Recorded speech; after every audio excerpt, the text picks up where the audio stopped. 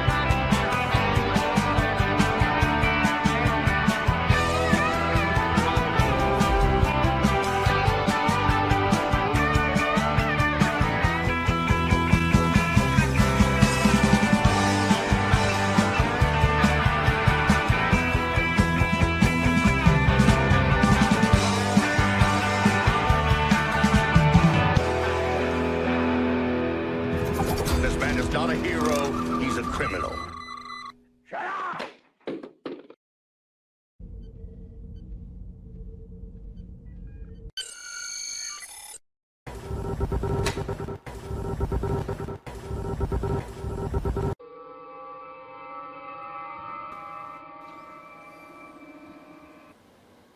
Hey everybody, good afternoon, good evening. Good evening, sirs and madams. It's your buddy Admiral Teague. It's good to see everybody out there. Welcome to the show. If you could hit the like and follow buttons, whether you're coming through now or a little later, that would be awesome. We would appreciate the help and any hype you might have. It's good to see you here. Hello to Kal-El. Hello, Buddy Hepburn. Hello to Trucker Martin. It's good to see you. Hello to Resolute Germ, who's both here and out there. Hello to Radioactive Actual. Hello, Radioactive. Hello to everybody. And I'm sure we'll have some more people streaming in later. There's Dave C. We got people coming in. We're up to like 9, 10. All right. The word is out. You know, they said to me, sir, you should shorten the intro to your show. And I'm like, you don't understand. I actually need every second of that to freak out and run around my apartment with my hair on fire, wondering if I've done everything right so the show doesn't melt down and explode, and turn on the Rumble stream. Welcome to you guys watching over there. And hi, everybody. We have part 2 of what I guess we would call the Forge trilogy. It's directed by Roxanne Dawson. And we basically had what I'd call a pretty functional part 2. We really get heavy into the lore. And while you could say that there's some Star Trek 2 going on in this 3-episode series of Star Trek Enterprise, I think it's pretty much Star Trek 3, isn't it? It's pretty much Search for Spock. We're dealing with Katras, we're dealing with Vulcans, we're dealing with their mysticism, and we're trying to figure out exactly what's going on with them, and we're getting the reasons why these Vulcans have not been what we expected, quite what we expect. At first, they're familiar, but like within, I would say, by the end of Broken Bow, if you're not wondering what's going on with the Vulcans, there's something wrong with you. You're missing it. It's like right there for you. But certainly by the time we get to the Xindi storyline, we're seeing that not only are these Vulcans very different, but like they're deceitful, they spy, they don't trust us at all. They're ethical to the point of being unethical in the sense that they do not reconsider any decisions. New evidence doesn't seem to exist for these Vulcans, so I welcome the Saving Star Trek panel and jump ball it out there to you guys. We're going to start squaring up the Vulcans and jumping into Vulcan lore. Am I right on my Star Trek 3 thing? And what do you guys think? Well, it sets up a lot of stuff. It's definitely using Star Trek 3 as a reference, for sure.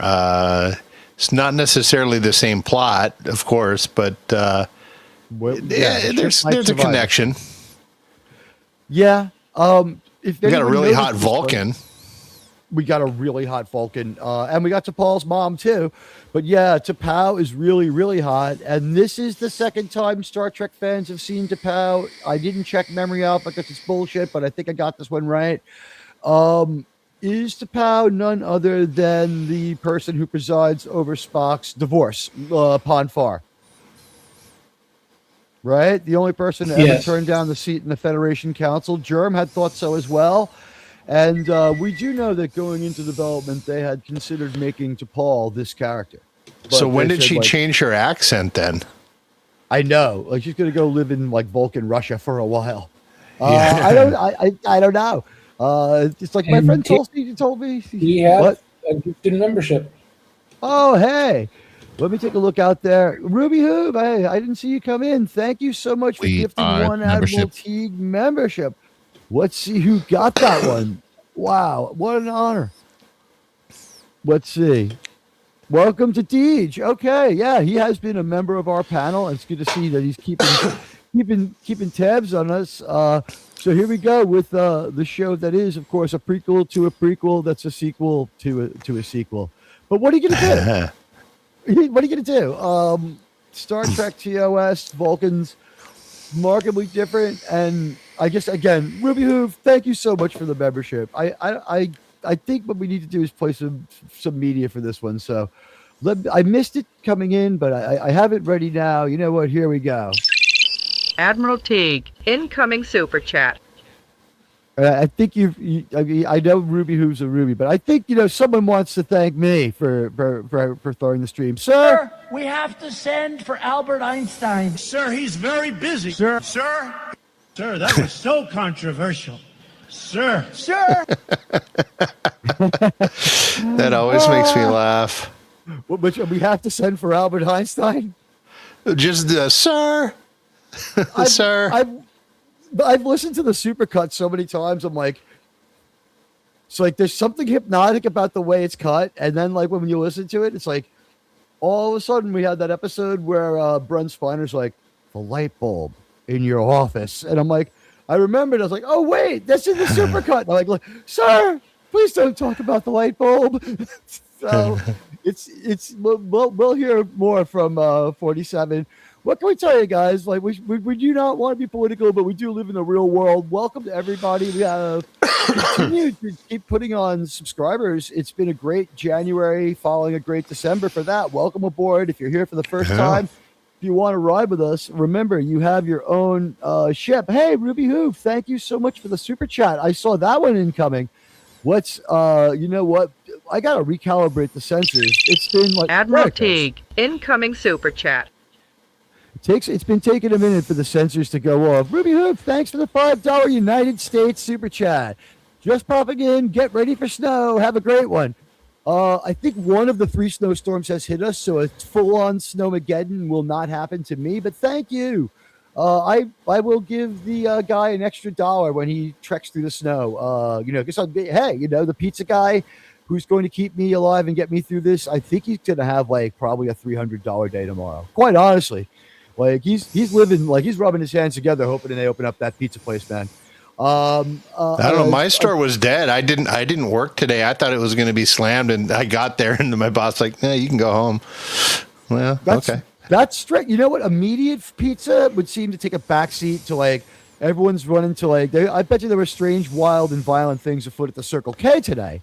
As far as that goes, like the things people did for milk. The things people did for milk, they're going to be sitting in a cell and they'll be like, sir, I did something terrible for milk. And the guy's going to look up and he's just say, it was a Black Friday in the 90s and I killed a man for a Tickle Me Elmo. Tell me your story, Pilgrim. I still don't understand why people rush to get the stuff that's going to go bad when the power goes out. Because if it's really cold, you leave it outside. Yeah, but then you can't drink it. It's like frozen milk. What are you going to do? I just don't get it. I have constructed a small cooler that is actually heated inside to keep the milk just at the perfect temperature. Yeah, I don't know what to tell you, man. Like, that is some nerd science to that one. We have to figure it out at some point. You figure there'd be a run on evaporated milk or something, or Exactly. Yeah, that's true. Or I guess it's like people want to have like a huge meal of fresh food right before the snowpocalypse slams in. But you know what? It's Coast to Coast Rurapente. Welcome to the show. And like I said, if you're coming through later, if you have some hype, I'll take some of that hype. I was smoking some hype behind the dumpster before the show to get ready for it. I have a very limited supply. There's not a lot of hype left, and I needed to get through the show. And of course, if you could watch the browser tab open, that would be great. You know what? We have an ongoing conversation amongst ourselves about this show. And one of the things I dropped in there was the Critical Drinker today had an impromptu show. He went on the air. And I want to read from the Critical Drinker's transcript. I'll share it here on screen. It was sent to me by our friend RRTNZ. And I can't thank him enough for sending it to us. Here we go.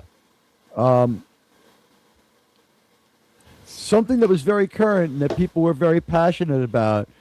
Something that was going to get 1 million views like the first 24 hours, and it did. That's just how it goes for me. But it is sad. It sounds stupid to say it, and it sounds weird to say, but I don't want to be outperforming fucking Star Trek, okay? I want Star Trek to be a glorious franchise that nerds everywhere can still enjoy. I want it to be this thing that brings people together. I want it to be something that stands out as an example of like smart, thought-provoking, inspiring entertainment. Thank you, Mr. Jordan, for putting such a fine point on what we've been going through.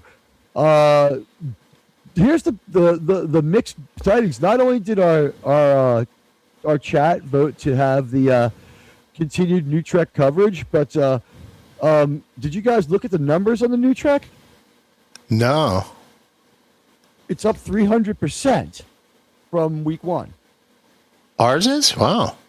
And the shows are the same length. It's not like we had a crazy long show. Yeah, we could cut down the show length. We're not rolling out the concept, and we're not doing 2 episodes. So I think we can pull this one in a decent amount of time, and we might start a little bit earlier too, and just get this one done. But yeah, this is our moment. There is huge virility to Star Trek Academy because it is so bad. People are hateful of the show. If no one else wants to do it, I'll watch it alone. It's hazardous duty, and I get it. Well, no, the chat voted, so we will deliver. I will watch. Sure. They won by a thin margin. The yays barely had it, but JT and Germ, I think, might be out. They were somewhat broken by the experience. Sir, if you check the private subspace communications, I have forwarded 3 resumes for a new slate of cadets for Starfleet Academy. Submitted for your approval. This is a very easy decision here. If you see the movie Legally Blonde, they were only on the fence briefly for Reese Witherspoon. Yeah, I saw her. Yeah. I'd rather send her to Starfleet Academy, please. My God, a woman she wants to be there. A woman who can survive sexual relationship. A woman who can survive sex. Think of that one. And by the way, that's not a Vulcan salute. She's asking for something. Oh no! I'm just kidding. I'm kidding. I jest. They would do the Vulcan she's beautiful salute like that on this on Kurtzman Trek. We have seen some of the guys. The stuff we watched during the week was some of the worst some of the worst entertainment. We said during Section 31 that it was some of the worst entertainment that we've ever seen. But like they have become much better at being bad writers since Section 31. In the middle of Strange New Worlds, the episodes were worse than Section 31 despite being half length. And the one that was only like 36 minutes long was so goddamn horribly bad and offensive that like it took me days to recover from the one where they trolled Shatner and Roddenberry. And I thought that it was great that Mr. Shatner he showed them how it's done. He's like, I've been around in this business since before Kurtzman's parents had their first like same-sex encounters in college with their roommates and got together to cover up what they really were. Well, I mean, Shatner you know what? fucking destroyed them eating cereal. That was a campaign, by the way. That he wasn't really eating cereal and driving. I don't think Shatner drives anymore. No. But No. you bring up a good point. Section 31 was just stupid. It wasn't really insulting to Trek. It was just dumb. It was insulting to a degree, but it was so much more dumb than anything else that, yeah. It was just stupid. It didn't have they were just like, okay, let's try to be cool. They weren't going out with the intention of being cruel to Star Trek or redefine anything. They're like, hey, let's just do something cool with Section 31, and it just failed. There was I didn't feel any ill will from it, you know? The thing, it was very forgettable, and the hangover only lasted a day or two. Section 31 was like, it was hot garbage. I mean, that dumpster was fully emblazed. It was totally on fire, and that's just the way it was. I found another one here as xenobiologist for you. Oh, wow. She also, I would like to see this chick cosplay as Rogue. Yes. I would like to see her cosplay as Rogue. So we'll just look at. Oh my. Yeah. Sean, if you can help me out by presenting the other. Go ahead. Tremendous. Yeah, huge tracts of land. Sean, do me a favor. There's the first hyperlinks up there that JT dropped. I didn't get to do. If you could grab like the top one for me while I not the very top one. The one after on. says, "Oh, here we go." That one. So as we do that, here we go. We get the gymnast on. Yes. We get a. I don't think we should show that one. The little video is it the GIF? The video in the corner already. It's in the comments. We can see it already. It doesn't matter. Of her jumping up and down. Maybe I should zoom in on that one for a moment. Hold on. Perhaps you're so toxic, dude.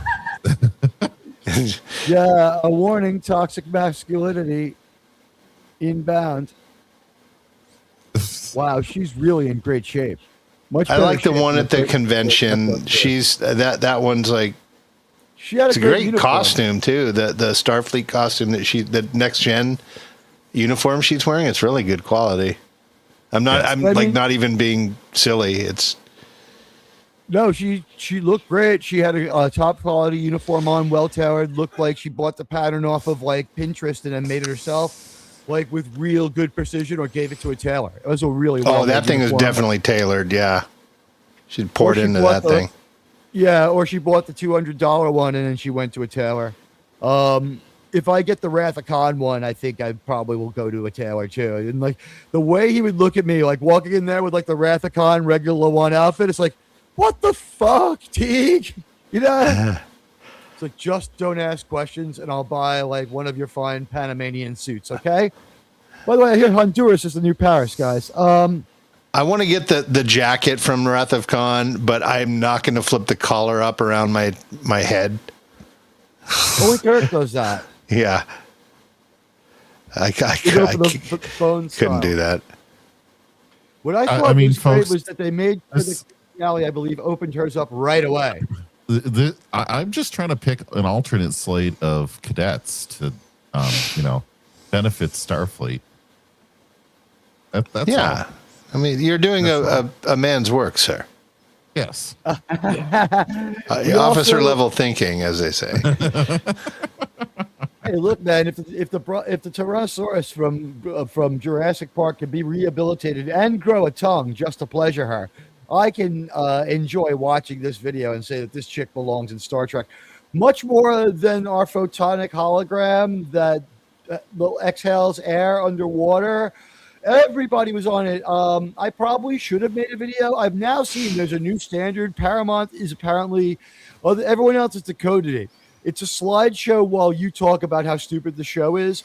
I could do that for about 4 or 5 minutes without spending 16 hours to get the views. Mm-hmm.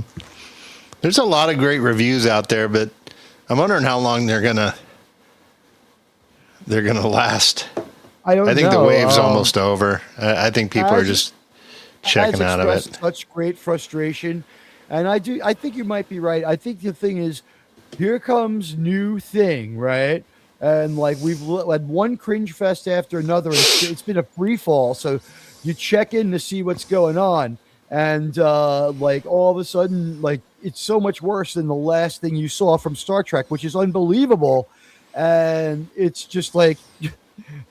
It's unbelievable how much worse it is than the last episode, than the last few minutes of Strange New Worlds when you turn on Starfleet Academy, and the free fall, which we thought had reached terminal velocity. We found out that there's no bottom, and there's no way for the free fall. It's not going to end anytime soon, and when it ends, it's not going to have a finish. They're never going to give us an ending. They're never going to tell us what happened. They're never going to finish the story. Forget about that. They want to write young adult novels and comic books. No, Kurtzman, you cannot. Picker unit, shut the fuck up. I am not a fucking asshole. Leah. There's things you're going to learn about how the carpet matching the drapes is like a thing that human males talk about. We get a really good previously on in this episode of Enterprise as we move on to tonight's main feature. What can I tell you? They just don't make them like they used to. Oh, wait, they make them exactly like they used to. This building was just like no more modern. And like the only thing I can say is, I guess, the secretive nature of the building with very few windows and the concrete. I don't know. Was glass hard to render, or were they trying to tell us a little something about the humans maybe don't want to be monitored too heavily by the Vulcans either? Oh, it was a polling location, I think, in 2020. There you go. Let me go check my check the app and see if that's on there.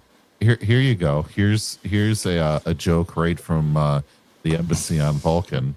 What do you get if you get a couple, one from Holland and one from the Philippines? What would their kids be? Jalapenos. That's pretty good, JT. There you go. Welcome, everybody. We go to Coruscant this week. As you can see, Anakin has just landed his speeder, and he's gone running to Padme. Was this left over? Were they like, ILM, please help us? This looks like almost specifically familiar. There's trees. There's trees. It's not Coruscant. It's not Coruscant. We've made it look much more Star Trek. It's Vulcan. It's not. Are those trees, or is that just like a field of rocks? This is Vulcan. Well, if it's rocks, it's definitely not Coruscant. But it's got a biome, exactly. It's not a climate-controlled one biome planet. Darth Maul to be the next one to fly into that landing bay. That looks like such a stupid piece of shit. That looks like the stupidest piece of shit. We can talk Star Wars a little later. Hey, Dave C. But yeah, we have a very talky meeting at the Vulcan High Command, and Robert Foxworth is.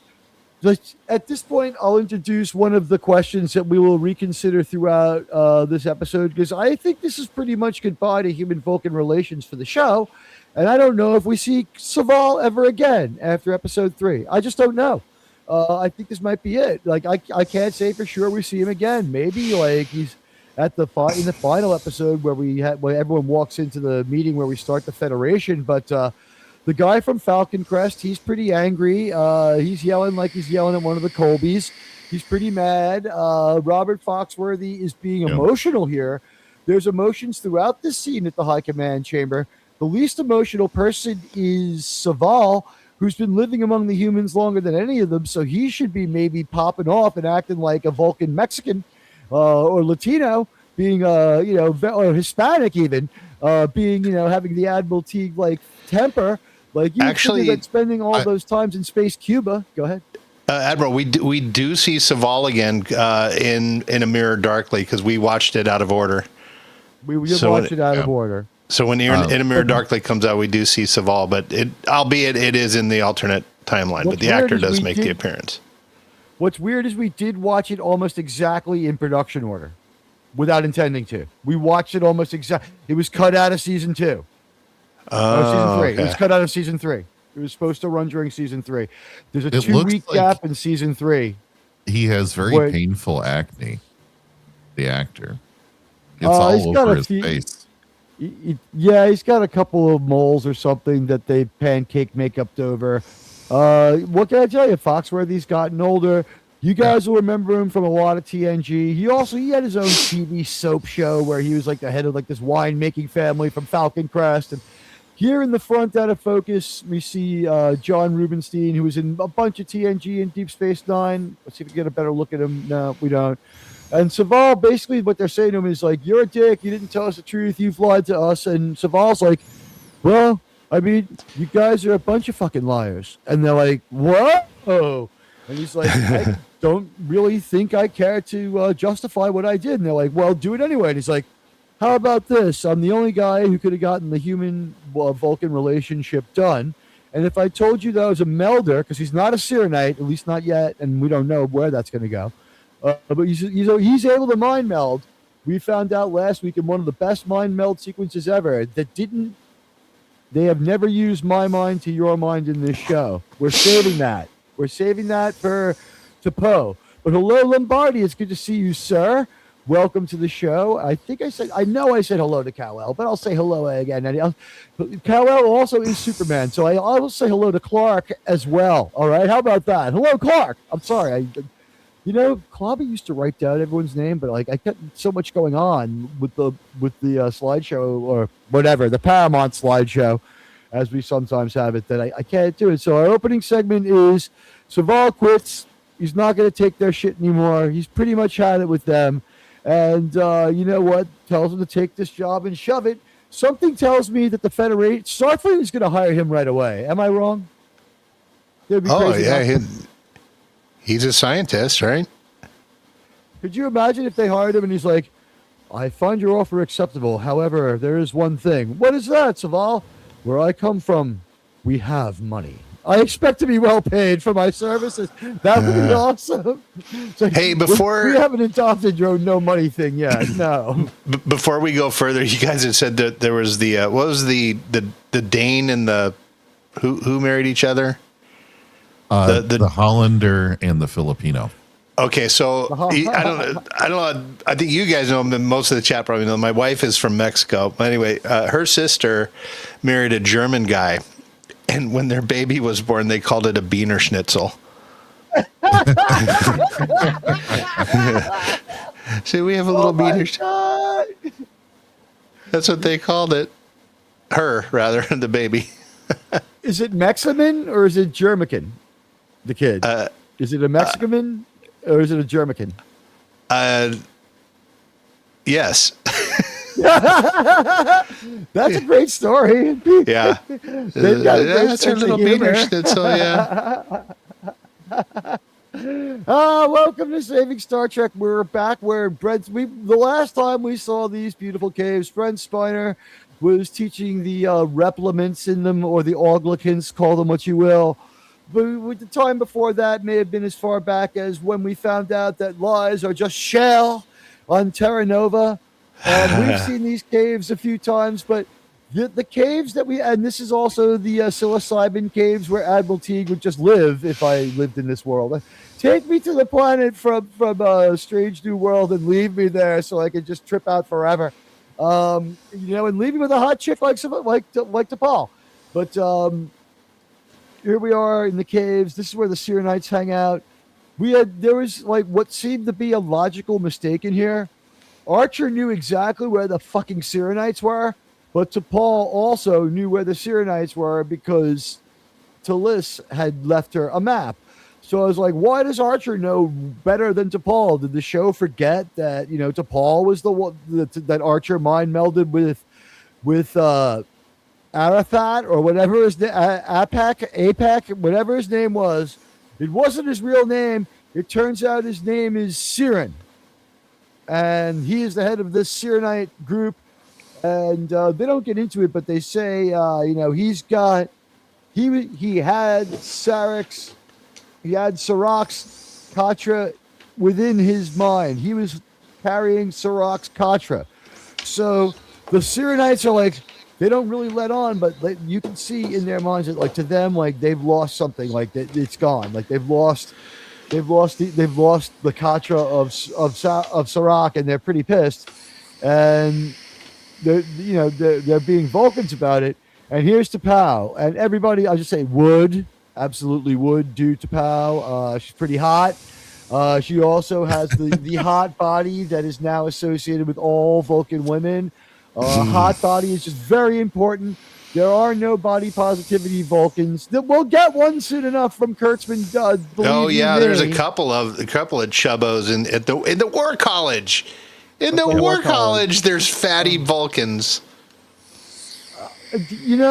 Also, the thing is, they didn't even remember, like, when that guy and that female had, like, the face off. Disparu pointed it out. She has super strength. When that guy mouthed off to her, why didn't the female from the War College just go and, like, throw him over the roof of the academy? Which we cannot decide if it's in space or on the ground. It's wherever it needs to be at the moment. Sometimes it's orbiting the Earth. Sometimes it lands next to the War College. I like Douglas Nelson said, he goes, it's the school bus and the school. It's both. Bus and it's the short white bus and the school itself. Yeah, this is like Hogwarts school for the deeply ungifted guys and madams. Let me tell you, hello, Jerry Lahane. Welcome, Mr. House Party 6. The queue has arrived, ladies and gentlemen. All hail Mr. House Party 6. We're going to have a huge member stream, maybe tomorrow, depending upon when Sean is willing to tell this insane story that he's got for us. Ready to go right out of the Holly Hobby oven that we have it cooking in on warmer Terra Nova. You know what? Too bad. Jerry, good to see you here. We have a hot extra here playing our Vulcan. She's a pretty good day player. I love. I do love that they picked a beautiful actress. Archer, whatever. Something for the ladies, something for the guys. Something for the Mayweathers. Something for the Pride Weathers out there. Exactly.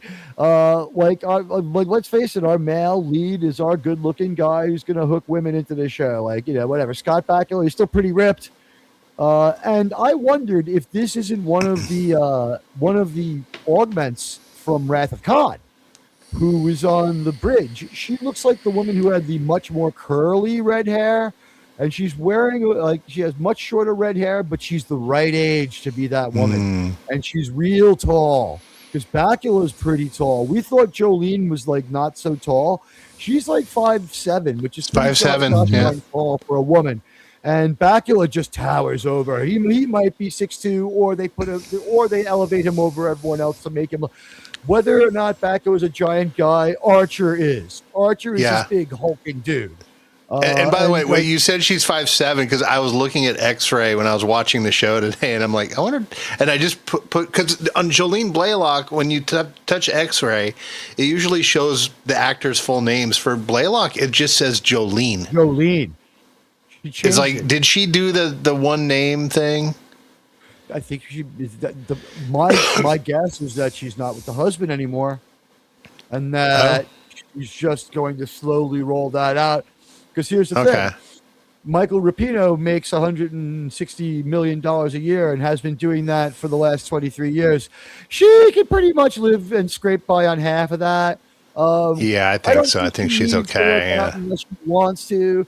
But she may want to return to her career. She may want to return to her acting career. Because I would say this, even if she didn't maintain the look of being as hot as T'Pol, and it's 23 years later, so 46 years old, Linda Park still looks the same. T'Pol maybe she could still look the same. I mean, if anyone could pull it off, Jolene Blaylock could. She had the great physique, but even if she wasn't able to deliver the high impact looks, I would say this: T'Pol was such a great actress by the end of the series that I thought that Jolene Blaylock was hitting it out of the park, giving solid performances as a Vulcan week after week. Although I'm going to say Gary Graham, in like just about his swan song here as a Vulcan, is doing one of the greatest Vulcan acting jobs we have ever seen from any actor. It's on Nimoy level. And here on screen is the name of John Rubenstein. My friend Darren called me up, and Darren is a dude I know from college. He's gay. He loves Star Trek. And he's like, ooh, John Rubenstein's in that episode. He was so good looking, but he was young. So I looked at his IMDb. He's been in Star Trek for a really long time. He is like one of the primary members of the Vulcan High Council. He's the one who cautions Glass not to kill every single person hiding out in the middle of the desert, causing no problems. Oh, he's like, you're committing mass ending. And then he goes, we are preventing a threat or something. Eliminating a threat. Eliminating a serious threat to our way of life. He culture wars it. He's an extremist. It doesn't matter what side he's on. Now, in Vulcan society, guys, don't take this the wrong way. We're going to have a little discussion here for a moment. On the Vulcan society as it is now, it is completely out of kilter. And the high command, here's the thing. The high command is real hands-off on the day-to-day people until the last couple of years. Uh-oh. Nope. Did we lose you? I think we did. We lost Admiral Teague. We did. We did indeed. Wow. Is that better? Is he back? Is he back? I don't know. I didn't do anything. I didn't kick him out. I swear I didn't do anything. I will now rise to command.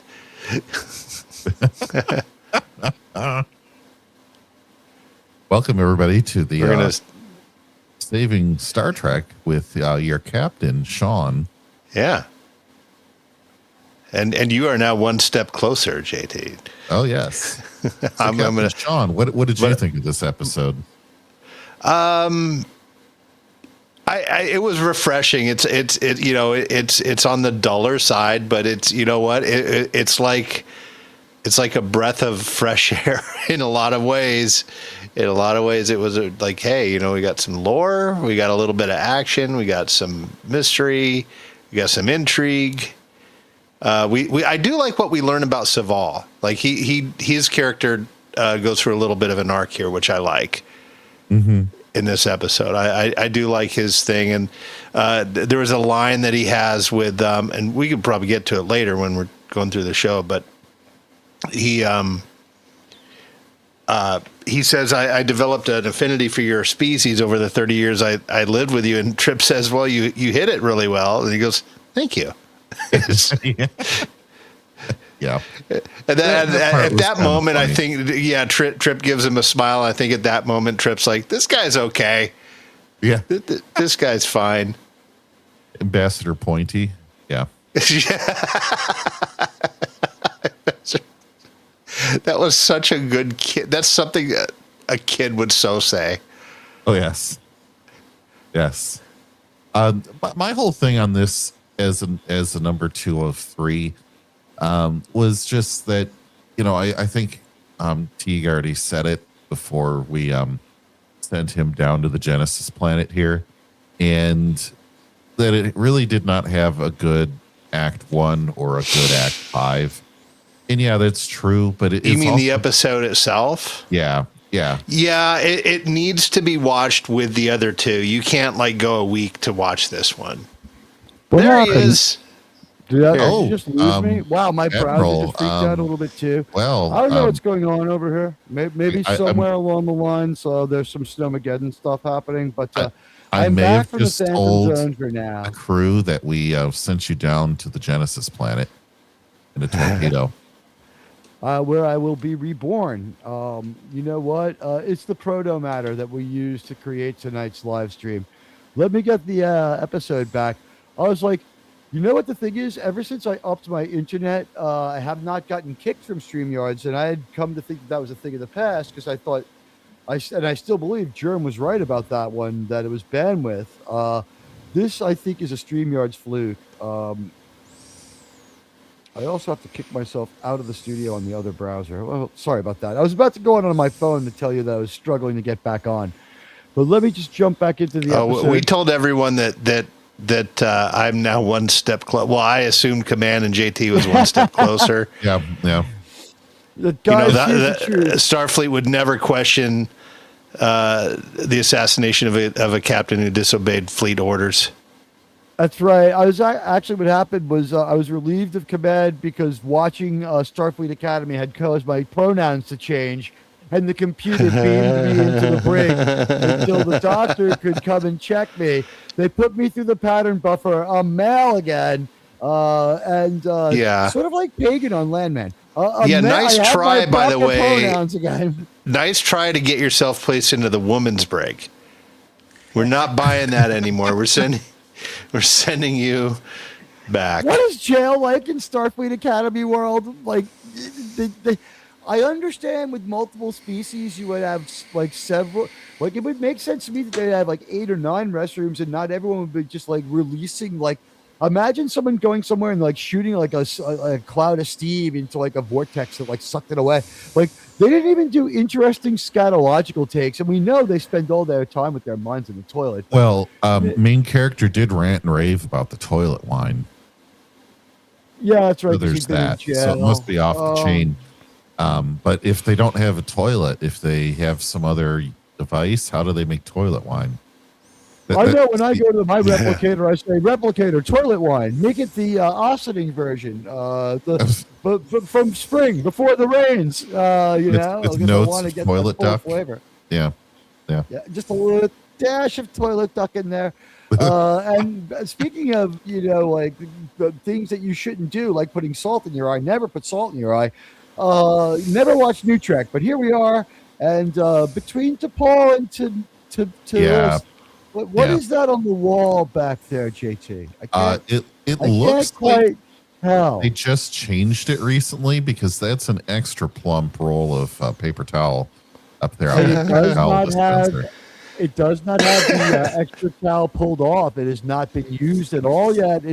Somebody fucked up with it, or is this good for continuity that the paper towels seem to change? And how many times on set did somebody rip them off the wall and throw them at another actor? It's like, fuck you!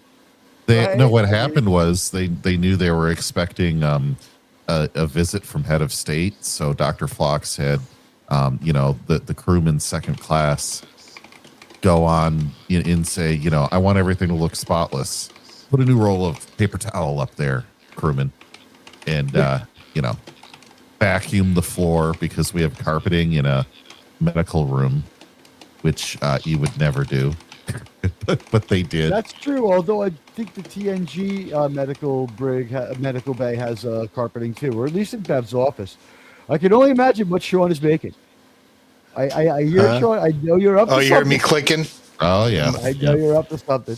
I just put some in the private chat. Okay. Usually that means something funny is coming. Like Sean made Teague unit. You are an asshole on the fly. I'll play that later if you want. Oh, yeah, I'd like to see that one. Yeah, go ahead. You can do that now if you want. But I would say this. Remember, T'Pol's mother is not to be trusted. She is the replicant known as Zora. It's Joanna Cassidy, guys. It's Zora the replicant. Oof. Gary Graham doing some great acting here. We lost him this year. And this is where we find out that T'Pau's DNA that was planted on the device, as we will call it, was from when she was registered with the Vulcan birth registry council, and they took the DNA sample like they're going to take from everyone's kids when they have them from now on, I'm sure. Something just tells me genetic fingerprints are in our future. And wonders of modern society doesn't sound wonderful to me, right? I mean, in the words of George Patton, I'm glad I won't live to see it. But yeah, I thought that there was particularly strong acting bond, especially later in the episode, between Gary Graham and Connor Trenier. Just have some fucking chemistry together as actors. They're just good actors in the same scene together. They were feeding off each other and doing a great job. I enjoyed their performance together. But here we found out, man with no job. Let's go at what he is now. Newly hired Starfleet consultant Saval has a few insights about the Vulcan Council. And, what can I say except the makeup team on this show loves lacerated orbital bones? Am I right, guys? Oh. Archer had one for the entire season 2. We got a new one. RRTNZ. RR made it here. He was with the J-Man I was watching earlier. Just finished streaming with J-Man. Have the Vulcans beaten Cisco at basketball yet? Oh, wait a moment. Never mind. Oh, he has such a perfect Star Trek name already. Could we get Sirach Lofton to go to Starfleet Academy as like a holographic instructor from the future and have him and Geordi school those loser cadets in their non-regulation basketball hoop that's 16 feet off the floor and has an undersized cylinder and an oversized backboard and is askew. When we looked at that basketball court again afterwards, when JT was like, this basketball court wasn't right, sirs. I was at the Malice at the Palace. I threw that beer at Meta World Peace, that piece of shit. It was my dad who threw the beer at Meta World Peace. He bought it for me, sirs. And that's the night I became a man in several ways, fighting at the Malice at the Palace, sirs. It was, what can I say? We have a great episode from J-Man. Go rewatch it if you haven't. J-Man's a friend of the channel, and he did stuff on the He-Man thing. He-Man's red hot tonight. We're gonna pretend we should put He-Man in the what do you call it? Dishonestly throwing that into the hashtags. Get the He-Man fans that's on fire today. Apparently, people have some optimism about the trailer after a couple of mysteries. Yeah, I kind of liked it. I checked it out. I thought it was fine. Apparently, the pronouns were a joke that worked. Yeah, it was a play on his name. It was a joke that worked. It was a attempt at a joke. The only real problem I'm seeing with it is that he's on Earth and his mother sent him there. Maybe he's just here on a little quick learning trip and he goes right back to Eternia to hang out with other interesting people like She-Ra. And I didn't know that J. Michael Straczynski did half the creation on He-Man. I did not know that. I did not know he completely created She-Ra. But, hey, there you go. We got our He-Man plug-in.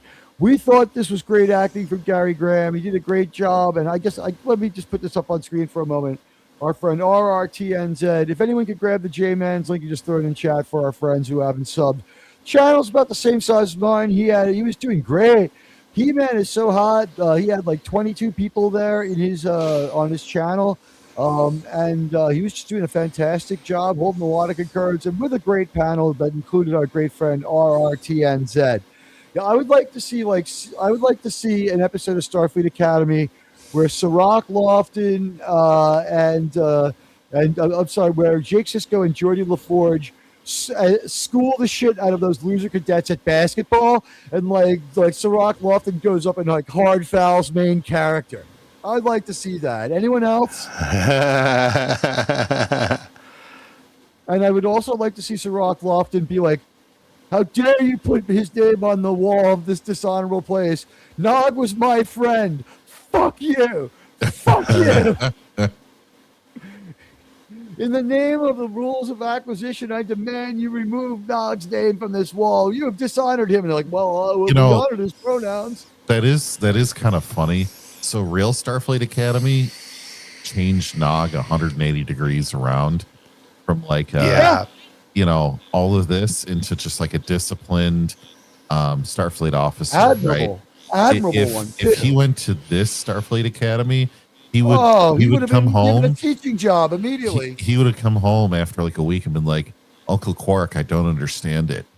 I took all of their Latinum in one day. I've never had a group of easier marks than this. And he'll be like, and Quark will just say back to him, it's okay, Nog. They're a bunch of root beer drinking humans, and just shake his head. what's funny is that he still would have been morally superior to those particular Starfleet officers. Like, how did you get the Latinum, Nog? Oh, well, they all started some shit with me, and they were like being istophobic to me and each other.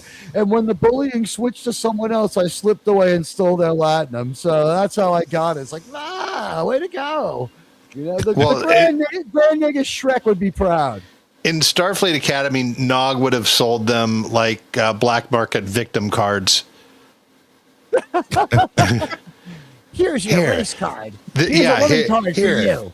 This will let you get away with anything you want. This is the mind freeze spell on your audience. Transporter pad washer fluid. Yeah. I'm playing my time dilation card to make this episode go by like 6 fucking hours. Cautiously optimistic about the trailer. The pronouns are definitely a joke. He was sent to Earth so he could start the hero's journey. That was my guess. And some have bought the budget for Act 3 and saved the budget for Act 3's massive CGI battle. Imagine if we did that and didn't remind people of the plot every 5 minutes the way they said that they would do it on Netflix. At any rate, we have commented about how they do a great job acting. Back on the planet, we locate the Syrrannites. And, of course, at the Vulcan High Council. Now, here in focus, very well in focus, is John Rubinstein. He has been the moral center of the Vulcan High Council. The Asian Vulcan, I guess, from the Eastern continent, whatever, he could give a shit. He hasn't said a word. Vlas, who's just a dick, he has been acting very much like a Romulan. And this is now starting to sink in on at least our basically another guy whose role is just like he's a lot like Degna's friend. You know, he's an ally who's starting to have a falling out with some of the members of the council, who's a little more principled than the other members of the council. Yeah, we don't really get a name. Maybe we do, but we don't get a lot on him. And you can see here the anger and the passion. And I will say, yeah, he's a real asshole. Like he's very easy to dislike. I thought they picked the perfect actor for someone who is supposed to be trying to hide their emotions, because he's kind of pulling it off to a degree. Yeah. And sirs, it is getting cold in here. Hold on for a moment. I'm going to advance this one frame while I put on my hoodie so you guys can talk about the great costumes or whatever it is. I'll be back in a second. It's getting colder. And chat, that's what he says to all the women that come to visit. No, I say these zip ties are part of a game that everyone likes to play. You'll like it too. Don't worry. I just say computer end program. I say these walls are soundproof for my YouTube hobby. Scream all you want. Anyway. Actually, JT, you'll appreciate this. I yell scratching. Oh, jeez. What does that mean? It's scream in German. It's scream in German. So this council, I don't know how I feel about it actually portraying Vulcans in this way. We got 3 guys. Yeah. We got 3 guys. The Vulcan Council's 3 dudes. This is, I don't know if this is the whole council or if this is the executive subcommittee on being huge dicks. It could be. They're not cool. They're not cool. It could be. These guys are totally not cool. They definitely have tasty lapel wear, you know. They have awesome Vulcan jewelry. They have awesome Vulcan outfits. I like Robert Foxworthy's over there on the left. Very much inspired by Steven Tyler. I'm ready for him to start singing "What It Takes" by Aerosmith. But the Vulcan Council, and it doesn't work out that way. Maybe he has one line, but like the sort of Planet X staring into space by the Asian Vulcan, it's kind of funny. Just in isolation in this photograph. Yeah. And as you can see, he's recomposed himself, but he's simmering. And now Saval, who spent some time with the humans, is showing that like he's a better composed Vulcan, and he's got some real intensity here. It's a good touch with the green blood scars, especially on the ear. It looks really cool in his ear, doesn't it? Yeah, yeah. And it looks like some failed dermal regeneration or some primitive dermal regeneration went on there. And we No, noticed that his wig is- he told him to leave it because the chicks dig the scars. Yeah, leave the scars. Chicken dicks. Yeah. Jerm wonders if we have a dermal regenerator yet because we just don't do much with that. And then at a time that we're pretty much used to, about 3 minutes in, we go to our credits. And hey to the dead man. Hey, dead man, welcome. Did you think that this chick was hot, dead man? I thought that she looked like an anime fan's wet dream. Honestly, she has a very anime chin, and I thought that the messy hair wig made her look kind of like real hot and gettable. Like, and let's face it, she's a filthy little mind whore. Her mind's been everywhere. She has done so many mind melds. She's pulled like 3 mind melds a night. Do you know that she needs to take 3 or 4 mind meld control pills? Just to keep from getting mind pregnant. That's how much she's mind melding around. Well then, I just love that I they did got not a like the good job wig. with the I hot thought act. the wig looked kind of mullety. I think it's hair extensions and her real hair, but yeah, it was mullety. It's the messiness that makes her look kind of hot. Again, I thought that this chick was one of the augments from Khan's group. I think it's the same actress. I think it's the one we see in the red with the super curly red, in a Federation uniform with super curly red hair. I just think that it might be her because she's tall enough and she's the right age. And like, let's face it, when you start working with the Star Trek people, they keep using it. We'll keep this frame here for a moment because we can see Jolene in all her glory in the back there. I wish she was a little more in focus, but co-producer Stephen Welke's name has never been so well represented on the show. Sure. I agree with the dead man. He says that she looks like a Vulcan Joan Jett. Oh yeah, she did. Yeah, very much. How does? Yeah. We're not talking about the redhead, right? Right. Yeah. That would be a shame because Joan Jett, doesn't dig guys. But I've seen Joan Jett play. She's pretty good. She lives on Long Island. She used to play at my college like every semester. Like there was a bunch of other shows, but like they'd just bring Joan Jett back like every semester because she was like the most famous person who like hung out in New York. She's from Philly. Okay. Yeah, I've been We won't to hold many it Joan against Jett her. concerts. She was nice. She was a nice person. She could put on good shows too. I'm not wild about her music, but she was an energetic and great performer. She belongs in that Rock and Roll Hall of Fame. All right, Yeah. so Jolene looking beautiful. She's wondering why has the replicant Zora, otherwise known as my mom Talis, joined with these filthy Syrannite Vulcans? Right. And she's looking really, and Talis is looking really good for 53 or so. She's 80 now, so do the math. 25 years back, 54, 55. She's looking real good. No one's throwing Talis out of bed. And at this point, she's also playing Jethro's girlfriend on NCIS, I think, at the same time. I think we're in an overlap in those two shows. Remember, NCIS lasts a long effing time. It's still technically on. I'm just so shocked at how different this show looks from the one that we watched on Thursday. Like, there's people that actually know how to do lighting, people that know how to do costumes, people that know how to do makeup. And we get a beautiful shot of the Enterprise in orbit over Vulcan. It's a gorgeous shot. I think the name right here says it all. Roxanne Dawson is a talented director who knows what she's doing. Yes, she is. And she's watched the 30 previous years of how to film a fake rock the right way. That is a styrofoam rock that they created for this, and with the blue lighting and the lighting director working with her, she has minimized the fakeness. This was what we expected from Star Trek anyway. It doesn't take anyone out of any kind of Star Trek. This is a perfect Star Trek aesthetic. We're used to it. And Archer is like, I felt pretty trippy since your weird buddy touched me in the face. And maybe I do have the Katra of Sirach inside of me. And, this is when Talis is like, I want him inside of me. I mean, my mind, the human. Yeah. And that's basically what it's all about. she's looking real cute here. Most of the mullet isn't in picture. I'm thinking there's a lot of real hair in picture. I don't know. I just think she's a pretty girl. You know what? That's me. I'm objectifying her. I'm sorry. And here, like, we see the mullet. Like, there's some good energy here.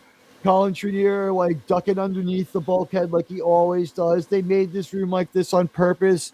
It looks the same way on the outside of the ship. The model maker insisted on this. We saw the special where he wrought the first Enterprise NX-01 out of clay, and he said this was the first ship that had an asymmetrical saucer section because I wanted people to know exactly where Archer's office was, because it was such an Admiral. There's a better styrofoam rock that I'm sharing. Remember this one? Our audience will remember this one. Yes, for sure. Let me get that one in.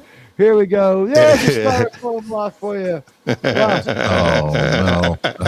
Oh no! While we look at the styrofoam rock, I just want to say, this is from the episode with my second favorite hottest Star Trek chick. My favorite is the one from Dagger of the Mind, but the hottest is Andrea. She is just hot as hell. But you know what? Like this, stone dildo is nowhere near as dumb as some of the stuff we saw. And you know what? William Shatner fully committed here. There was no real problem with this prop on screen. This was a freeze frame where it looked that bad. But let's face it, it is funny. And you know what? If I could just say, when Star Trek sends us its Roger Corby's, they're not sending their best anymore. They're not sending one of Patton's aides. They're not sending. They're not sending. They're sending us Irish people. They're sending us robots. And some assume type androids. And there's a connection between TOS and Enterprise, and it was this one here. This was when Mayweather saw that picture.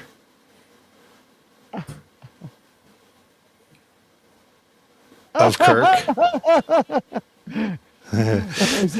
You can bring that to my quarters, big boy. Yeah. Oh, Mr. Prideweather. All right. So, good news. We are actually on pace with this episode. We are just about where we need to be in this episode. We're about a fourth of the way, about 20% of the way through. So anyway, a strongly acted scene between Trip and Saval. I thought that his performance was great, and he answers in a human colloquialism. He's like, what are you going to do now that you got no job at the Vulcan High Command? He goes, to be honest, I hadn't thought much about it, which is a very human way of putting it. He's like, well, what are you going to do? Go back home? He's like, I don't think I really want to go home right now. And he's like, what do you mean? He's like, we got Vulcan Prime going on, and I kind of like humans. And they're like, well, you did a really good job of hiding it. And he's like, well, thank you. And I was like, yeah, we talked about that when you were gone. Yeah, we discussed that a little bit when you were offline. Thank you for bringing that up. See, the real fact of it was, my Third Army knows exactly what to do. They do it because they're good soldiers. Vulcan child support goes for 40 years. And he'd only been on Earth for 35, so he was so close. Yeah. They've got a billboard with his name, with his face scrolling across it in Vulcan, Florida. You don't understand. He's not from the northern continent. Why did he just skip out in his family? And he's like, did you say I was from the northern continent, motherfucker? But this was a great moment between Trip and Saval where he's like, you like humans? You did a great job of hiding. He's like, why, thank you. I thought that I thought that was a clever line. Well, and we do see and not dumb. Yeah, and we see a little bit of a growth with Saval's character here, and also right when he says that, after he says, well, thank you, Trip gets this big smile on his face. It's like, Trip's accepted him at that point. And there's a lot happened with one line and a smile. Yeah. It was really actually very good storytelling there. They showed. It really was. You're right. They showed, they didn't tell. I imagine when they stepped away, he's like, I'm part of a kind of exclusive society. It goes back to right after what used to be called America's Civil War. Let me tell you a little more about it. Let me show you what to do with your pillowcase when you come to the meetings with me. Definitely. He's like, have you ever heard of Colonel Green? These Romulans sound kind of admirable, sir. But here she is in her Wilma Deering, and man, does she! This is one of my favorite DePaul outfits. She looks so goddamn hot in her Wilma Deering. Let's give her a moment of natural movement. Oh, DePaul. Gary, sorry, Gary. Yeah, let's watch her walk full stride through this scene. Why does this pillar have to be there? Set designers, what is wrong with you, sirs? Oh, sirs, let's get her into the light. Oh, man. Oh, sirs and madams, and there's Solis in front. You know what? What occurs to me is standing next to Paul is the only Vulcan to know both humans to have held a Vulcan's Katra to Pow. She knows Archer, and she will meet Leonard McCoy. Isn't that something? A little Star Trek trivia for you right there that I bet Sir, you won't find that on Memory Alpha. It doesn't matter. Nobody cares. That is very controversial, sir. Very controversial. Sir, we're going to need Albert Einstein. Sir, he's very busy. You know what? You said it. We have to play. He said, yeah, that's the rule. He said it. We have to play it. Here we go. We have to send for Albert Einstein. Sir, he's very busy. Sir, Sir, that was so controversial. Sir. That last sir clip. The last sir, yeah, the last sir is just. I think that is the same sir from Sir. It doesn't matter. Nobody cares. I think it's the same sir. Although, like, he delivers that line the same way a lot. What can I tell you? He did a press conference the other day, and he had a couple of sirs in there. I'm like, oh, we need to grab them. He tells the sir stories. Sir usually comes out when he's like, I was talking to them and they said to me, sir, if you could end the 9th war of your presidency, that would be a little bit of a big deal. And the woman wants to share the Nobel Prize with me. Give it to me.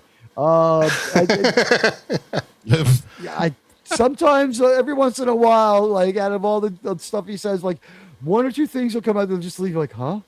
But, you know, like, it's not a political show. So we live in the real world. We support the president. He's our president. It's our country. We love America, yada, yada, yada.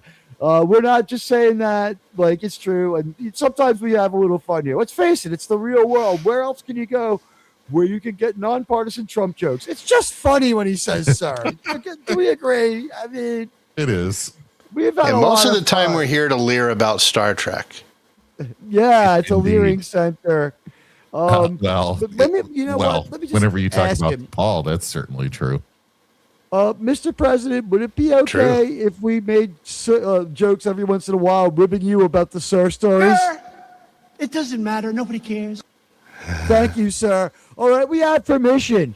All right, now rolling forward before, sir, could you come and please do me a favor? Could you take the mayor of my city and put him in jail? Sir, that was so controversial. Sir. I think it's a good idea. Dare you.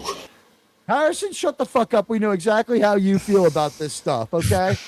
Your opinion is no longer needed here. We loved you as Han Solo until we hated you as Han Solo. All right, this is as good a place as any to pause this while we talk about the fact that we know Archer's going to be totally fine from this mind meld. We know that he's going to be all right. What's going on here is that the Vulcans don't know if he'll be all right, and they're going to do it anyway. And Paul is concerned for Archer because she doesn't want him to wake up and be as dumb as Mr. Prideweather, who... Did anyone notice that Mr. Prideweather's acting has reversed itself and he has gone backwards in his ability to act? Yeah. I don't pay that much attention to him. I mean, I know you have a full-size cardboard cutout at your place. I do. I do. It's got a glow. It's anatomically correct. Let's just say that. It's Okay, right then. next to my Cara Dune inflatable collectible. Depends on what kind of mood I'm in that night. You know, sometimes I get drunk. But T'Pol is rightly concerned that Archer might lose his mind and end up like a vegetable. And she's like, you know, we have no knowledge of that episode where I had to take care of like tismatic Archer. But, you know, like I would prefer if I didn't have to take care of a retard for the rest of my life. And her mom's like, oh, it'll be okay. And, you know, on this planet, you can maintain a pretty hot body until you're in your mid-50s like I have. Did you know that Harrison Ford fired at me and tried to kill me? How dare you? Harrison, it's the truth. You tried to do it. You're the guy who did it. Find this man. Harrison, we found him. It was you. Find this man. Harrison, you know what? Arnold, take Harrison to the bridge. You asshole. None of the crew is listening to me today. You know what? Every time we watch New Trek, the other crew members get really out of control. NPC crewmates, stand down, okay? Stand down. We might have a mutiny here. Motherfucker, you. Yeah, remove that man from the bridge. Okay, so at any rate, I got to put on my pinky ring. Moment. Yeah, fuck yeah. God. You know what? If we keep this up, I'm gonna have to go over to the little box where I keep the parts of my accoutrement collection that I got from the Italian side of the family, and put on my little golden tusk and my pinky ring and start fucking talking some shit here about how we need to shut the fuck up and get through this. Oh God, she looks pretty hot here. Oh my God. Like fapping might have commenced the first time I saw this. I don't know. And the Wilma Deering outfit was just the best. Would you please tell us a little bit, JT, about how the outfit flattered Wilma Deering and who wore it better, Erin Gray or Jolene Blaylock? Who wore the Wilma Deering better? I think that's going to come down to personal preference at that point. But this is definitely an Erin Gray, Wilma Deering type white uniform that is very flattering in many ways, well tailored. Not too risque, but taking some chances. Also, not something you'd really want to wear on actual duty on anything because it's just too light colored. It's going to show every little bit of dirt, and then you're going to have to remove it quickly and launder it. I'm going to say if Jolene has to change a lot, the guys on set did not mind. Oh, no, not at all. But they did not have the Wilma Deering uniform was very nice. I thought it was perfect for that role. But she did not have season two. It could have saved season two, honestly, but she looks uncanny most of the season. Yeah, they did not have the high collar like they do on T'Pol here. I think that's probably the largest difference. Honestly, they have similar figures, Erin Gray and Wilma Deering, and so Erin Gray and Wilma Deering have the exact same figure. Jolene Blaylock and Erin Gray in her prime, sort of similar figures. Erin Gray just absolutely beautiful, and what a figure! I want to thank Roxanne Dawson, by the way, for the blocking on these scenes with T'Pol. She knew what we wanted. Tasteful. She never goes with tasteful. She's like, Jerry Ryan and me put up with it. You're going to put up with it too. Fuck you. The other thing is I think Jolene took regular trips to the tanning booth at this period, whereas Wilma with Erin Gray did not. Yes, you're probably right. And also, like, I think, both probably doing crunches between takes. I mean, both of them had some of the greatest abs of all TV history. Erin Gray couldn't get hers on by herself. So I don't know if you'd want to even try to do something like that, right? And it was... I think the only reason Jolene can get into hers is advancement in materials. I think it was more space age fibers, but more stretch. That very well could be. Yeah. I helped her into it. I actually worked on the show, you guys. You didn't know. Yeah, you would have told us a long time ago. I called BS on that. It's like Sean would have been like, and the reason why I have this permanent callus burned into my right hand. If Jolene Blaylock lived in the City of Domes, so many men would have terrible scars on their penises from the life indicators on their hands. The cashier at the supermarket's like, why do you buy a watermelon every day? Oh no! Oh, I did not need to know. At any I rate, did not yeah, need to know. here's the deal. Wilma Deering's outfit was what they call LeMay, I believe, right? She had a LeMay disco unitard. It's the only way to describe it. It wasn't, I don't think they had the kind of acrylic stuff they have at the point for this show. Like, basically, T'Pol's outfit is kind of a baseball uniform, but like it's not double. It's like a single knit baseball uniform. It's like Lycra or something like that. But anyway, moving on from the fashion critique of the show, this is where she expresses some concern for Archer and also says that the Syrrannites might be a little bit of a better way. And she argues she advocates for the Syrannite way to T'Pol. And T'Pol's kind of like, she is not the ride or die, Saval type Vulcan, the way Saval was projecting it back on Earth. She is not the ride or die, no emotion type Vulcan that we saw back on the in Broken Bow. She's also not the ride or die Klingon cadet, Starfleet Academy. Oh no! Today is a good day to cry. You know, I finally figured out what Jaden's voice reminded me of. The speak and spell? It reminds me of Gene Simmons' demon voice in Kiss Meets the Phantom of the Park. It sounds like Gene Simmons' demon voice in Kiss Meets the Phantom. It sounds like when Gene talks. It's that bad. It's as bad as 1970s voice changer. If you've never seen Kiss Meets the Phantom, it's a classic, and I watch it every Christmas.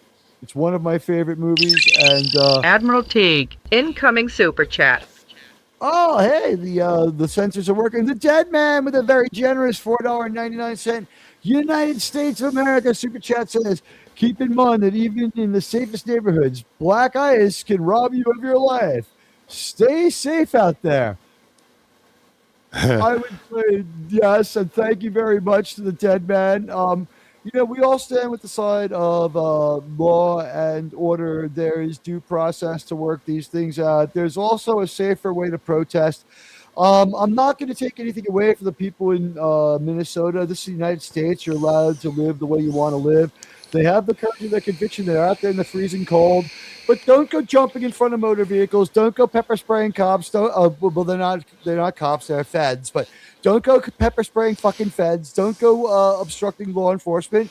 And I swear to you, give it 20 weeks and you're going to see things differently. You don't want to ruin your life over this. I mean, I'm preaching to the choir here, but to the people, who want to exercise your freedom of speech, to you, I say more power to you. Bring extra batteries for your electric buck hunting vest. It is fucking cold out there in southern Canada. And I want the police to get the paid Canadian infiltrators there to raise anarchy.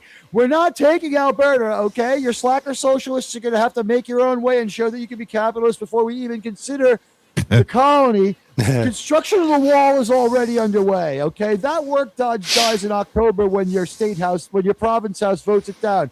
It's a pipe dream. Montreal has tried this. Quebec has tried this how many times? Or is it Montreal, like right? 3 or Where 4, I thought. It's been like several. 8 or 9 in their history. It's not going to happen. But yeah, guys, please do yourselves a favor. If you have a desire to express yourself, you are an American. We can all disagree without being disagreeable, and that's something that's been lost. And I do not think it is a good idea to go up there and be a schmuck to these law enforcement guys. And if you are saying like they're not well trained, they're a danger, that's all the more reason to jeer them from a distance. Beyond don't trigger them if they're just. Yeah. If you think they're that fucking crazy, treat them like you think. Act like you're not a fucking idiot. You know what? Back up what you say. If you think, I'm being honest. Listen. In our times, we've all had our passions. I seriously didn't mean to hit. I have made a couple of I've gone to a couple of protests against policies that our government has had. Some against what happened after 9/11, where I thought we didn't go far enough. Was I like one of like 35 people at the Nuke Them Now, Mr. President protest? You That was were my very right. prominent at the Terra Prime Forever meeting. I just want to Last say that I am like.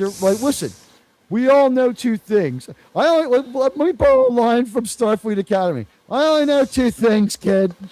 One, I am the reincarnation of General Patton, and two, I will be reincarnated as Colonel Green. All right, that's all I know. Okay, that's all you need to know. I'm trying to peek my mic less often, guys, but I get a little. There we go. Yes, with my patented Patton theme music. What sucks when you look at that memes, you see Spartan memes of George Patton, and then you see Patton Oswalt, and it's like womp womp womp. This is my favorite part of the mix. You know what sucks is that you can't get a mix of the way the music plays in the movie. In the movie, there's like just like such great, like when he's talking and you hear like these haunting trumpets. It's like, I realized it last night, Brad. That retreat to the freezing cold from Moscow. Soldiers lying everywhere. Then white, blinding snow. That's when it came to me. Like what a great movie. What a great soundtrack. So well done. And there's no real great movie version of it. It's such a great movie. Thank you. And yeah, thank you. And good advice from the dead man. Stay away. Be careful. And It was a Key and Peele joke, apparently, Admiral. Was it? So I went on that whole thing over nothing. All right, so throw snowballs to the cops. Over nothing. Yes, you gave your yangs in your con speech, right? Well, we give that at the end of the last Kurtzman track. What's ours before will be ours again. This was the last Coombe place. And I almost coomed myself when I knew he was gone. Have to wash out these shorts later. Doesn't matter. Just hit the like. If you haven't followed my channel, please, this is the time to join us in our moment of hit victories at hand. And a little pragmatic, non-political. I didn't tell you what side to take, if you notice. I have been very careful. I try to say never to tell people what to think. I never tell people how to feel. I will tell you how to act if I think that you might get hurt if you do the opposite, because I care about you guys. I will tell you if you have something to say. But Yahtzee! Listen, I will give you guys advice that I think is good for you, of a non-medical and that might have been legal advice, but you know what? You don't have to be a professional, just an American citizen to know, like, when you exercise your rights, don't trample anyone else's. You know, that's all. So this cave's pretty well constructed. Archer is going to have his little dream here, and he sees Serac. I see Kalis. That's shades of I see Kalis. And then they nuke the horizon. It's the Romulans. We know it. Those who march beneath the banner of the Raptor. Is that not right, gentlemen? Jerm, what did you think of that line, by the way? Well, they got it a little bit wrong, but it was a good attempt at a callback.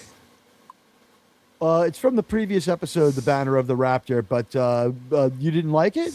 Or what do you mean by they got it wrong? It's okay, but it's supposed to be beneath the Raptor's wings. He made a slight error. I got it wrong.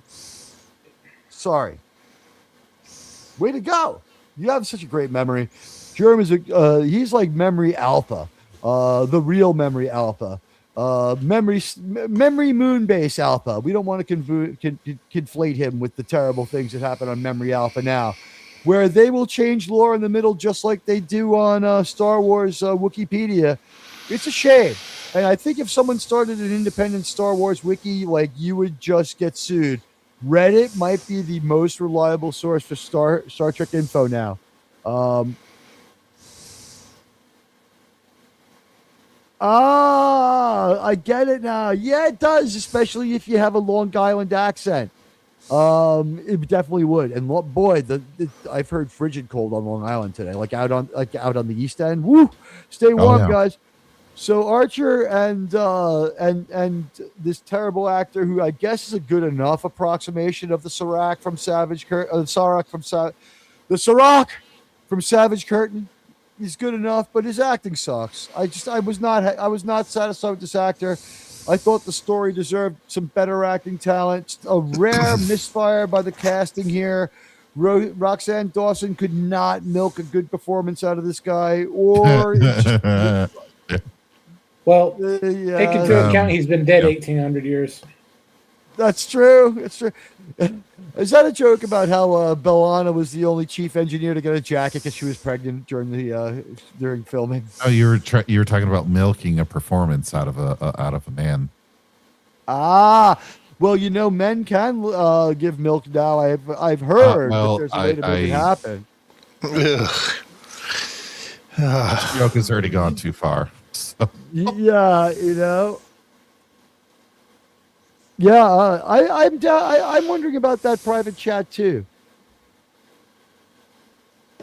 I haven't looked. I did think this was critical lore that they were either going to up the Vulcans.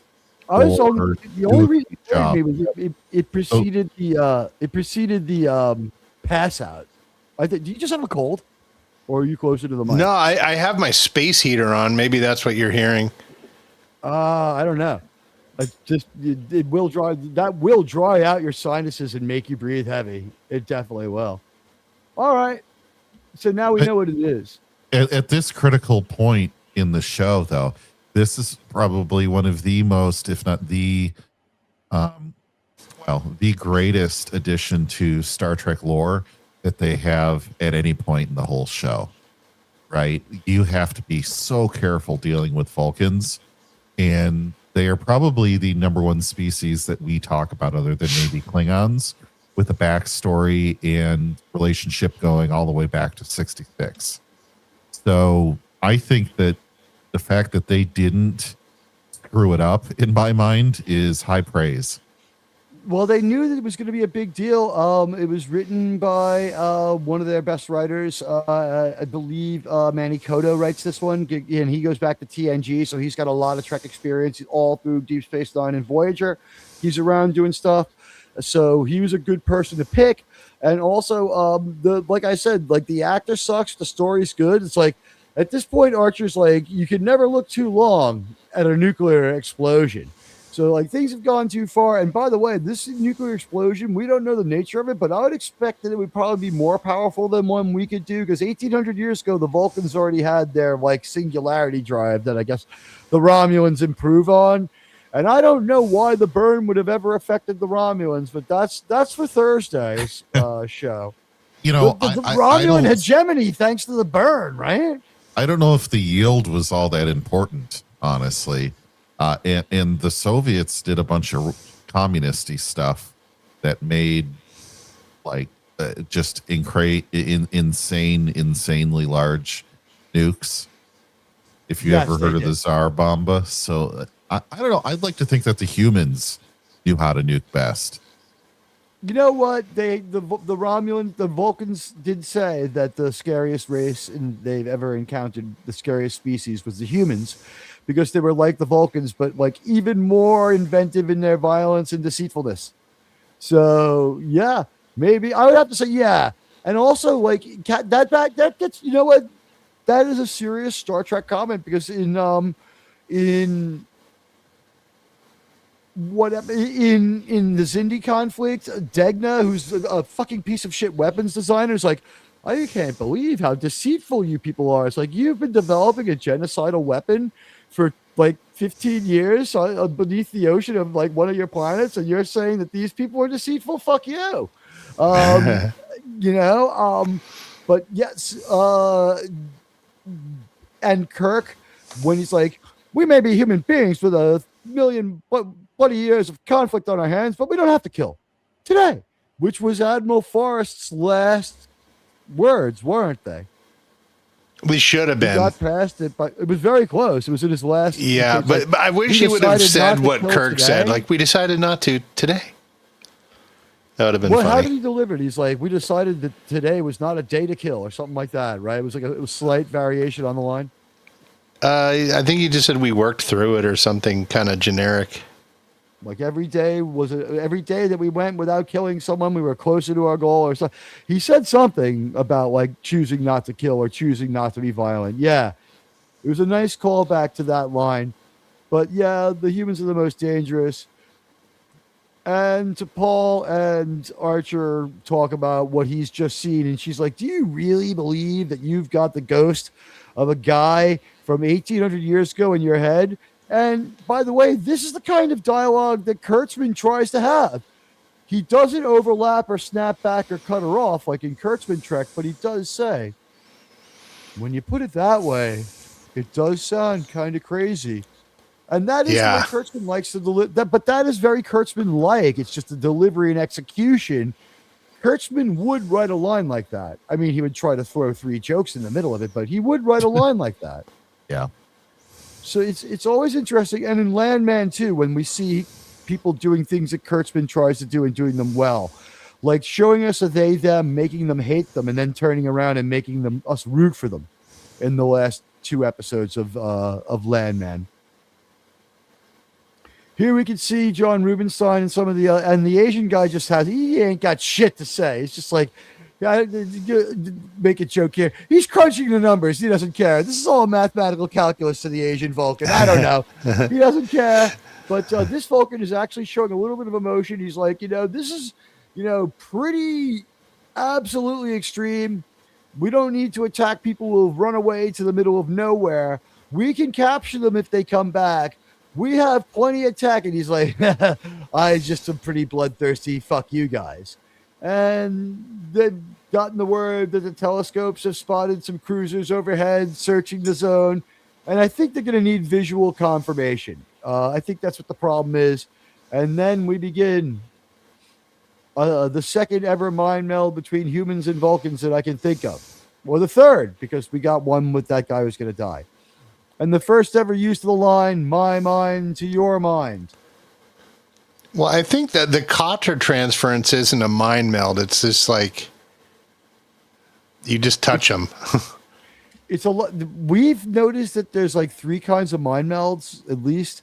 The first one is the invasive force your way into your mind essay that Spock pulls on Valeris. But there's also another mind meld where you see things through someone else's internal security cam recordings, right? Like you're seeing the end of the conflict with the Romulans through my eyes, Archer. And like basically Spock's is a hybrid, right? Like he forces a way into her mind and presses play on her security camera logs. You know what I mean? So that's both of them. But basically it's like, I'm going to jam into your mind and make you do something, or I'm going to jam into your mind and pull something out, are the 2 kinds. And Star Trek 6, we get a combination. And this is where Gary Graham and Trip's new friendship. You see Trip kind of smiling and smirking here. And, yeah, it's a good scene. Some things go just a little bit wrong on the Enterprise, and back down on the planet. We've got Archers ready for the Katra transfer ceremony. And this is where T'Pol's just like, this is not the greatest thing for you to do. I don't want you to die. And she's like, the mind meld I had was like really fucked up and unpleasant. Maybe, the reason you thought you saw Serac is because you have a mind meld hangover. And he's like, maybe, but I don't know. It feels too real. Back on the bridge, we have our other beautiful girl, Hoshi, who just does not get enough screen time in this episode. Robert Fox Unworthy is being a very unworthy and very ungentlemanly Vulcan here. He raises his voice to Mr. Tucker. He tells Mr. Tucker to leave now. Mr. Tucker says, I'm not going to, fuck you. And he goes, I already called your dad.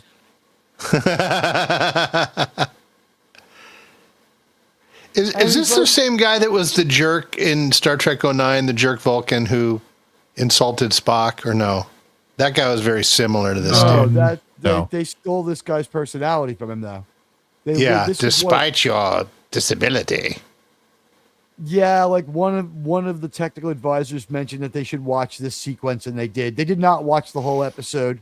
But yeah, they stole this guy's demeanor. And by the way, even Vulcans in that Star Trek 09 scene, I don't think it's very logical to start trashing your colleague's wife in front of that colleague's son. That like logic and rude, logic is not an excuse to be a rude piece of shit motherfucker to your colleague. But these Vulcans are not yet there yet, so they're real pieces of shit. And I just want to say, the short hair, very military look is the best Starfleet look for Connor Trenier as an actor. It really seems like he's becoming much more serious about his Starfleet career as an officer and moving out of the engine room. It makes him look more all business than the longer hair Trip with the waffly, good-looking guy hair that he had in seasons 1, 2, and 3. I don't know. Anyone else want to react? I think a great mullet would just fit him well. Neural Derp took care of that for you. There is a Trip Tucker Neural Derp. Yes, Trip there Tucker is. appears in there, and he does have the mullet. And I forgot about that. Yes, yeah. You know what? He's had like 2 good videos. Is it time to have Neural Derp back on Teague's talk show? I think so. I just want to say, my show, Teague's Intense Talk Show during the week. You can figure out the anagram. Why is it that my tits are so much better than those of some low energy people out there trying to do commentary? I've got better boobs than you. My boobs are better. And the low energy talk show will be coming up a little later. I don't even want to look to compare. No comparison needed. I feel like I feel crazy enough to pull the cable guy and just pull my shirt up and turn on the camera, but that's at 10,000 subs, or if 200 people join in one day and it lasts for more than a couple of days, because we've seen that prank before. Yeah, usually around public assistance disbursement dates. Yes. You know what? I traced all major bot attacks against this channel going back to the first one. Guess when the first bot attack was? October 2023. October of 2022. And then they peaked throughout the holiday season and kept up. But then somebody we know fell out of work. And they didn't want to work anymore. Oh, that's and too bad. The lifestyle as a professional hobo. Yeah. Anyway, there's a place called Alpha House that they can go for help in Calgary. But the thing is, when the second year came around, it slowed down and I was happy. And then October rolled around again. And for the next 3 or 4 months, it was really bad and I got frustrated. And then this year, nothing happened from May till October. Attacks on this channel are clustered around Canadian Welfare Glow Up Month. We need a wall. Welfare Glow Up. What else can you call it? I didn't have that on my bingo card for this weekend. I did not have that term on my bingo card whatsoever. But okay. Thank you. Has Kirk beaten the Romulans at shuffleboard yet? Oh, wait, never mind. That'll be next week's Starfleet Academy when we'll meet probably a clone of Cadet Kirk Card, who will probably be female, because cloning Kirk and Picard into one person would make a man too toxic. We had a male clone of Kirk and Picard, but it killed the first 3 people it met. It was still an infant. We had to put it down, humanely, of course. The matriarchy at Starfleet Academy decided it was the right thing to do. Yes, under Wade versus Swim, we had the legal authority to destroy the whatever. Anyway, here we have Talis and T'Pau talking about the ethical. Wow, she looks like a crazy bitch here. It looks like they're about to make out, and I'm fine with that happening. Yeah. No, I am okay with this. I think that these 2 chicks look pretty hot together. This is Cougar seduces, first timer. Listen,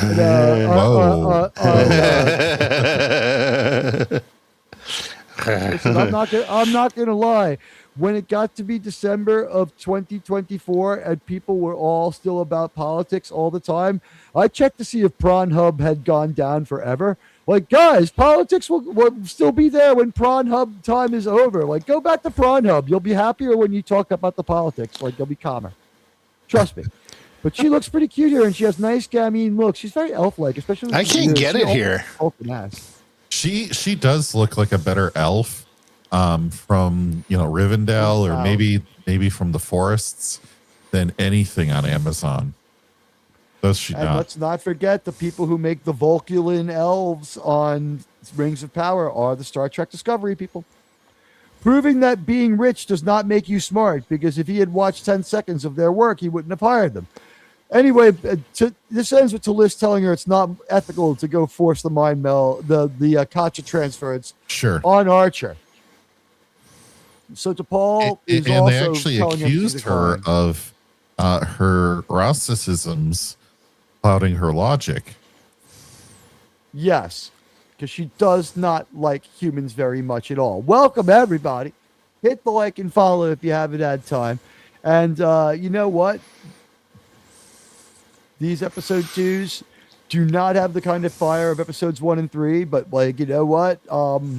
We do get a pretty good story here. At risk is, can we pull the Katra out of Archer without killing him? And he's like, T'Pol's like, you must decline. And T'Pol says, we're not asking. And Archer's like, it doesn't matter. I'm down. And she's like, Captain, don't. T'Pol says, Captain, don't do it. And he's like, this is my call. It's my call. Taking control of the whole situation, making it clear to the Vulcans that if he didn't want to do it, they weren't going to be able to make him. He's like, you can try to break into my mind, but I'll fucking fight you. I'll break you. I'll try to break you. Ask Shran what happened when they beat me up. I mocked him and I antagonized him until he beat me up more, because I'm just that kind of a sociopath. It was look how I was with the Zindi reptilian. You're afraid of the Andorians? Wait till you see how much I fucked with them. Yeah. The Zindi reptilian cut me across my orbital bone too with a knife, and I didn't have that fixed either, just to be a badass. This was the classic case of my Katra, my choice.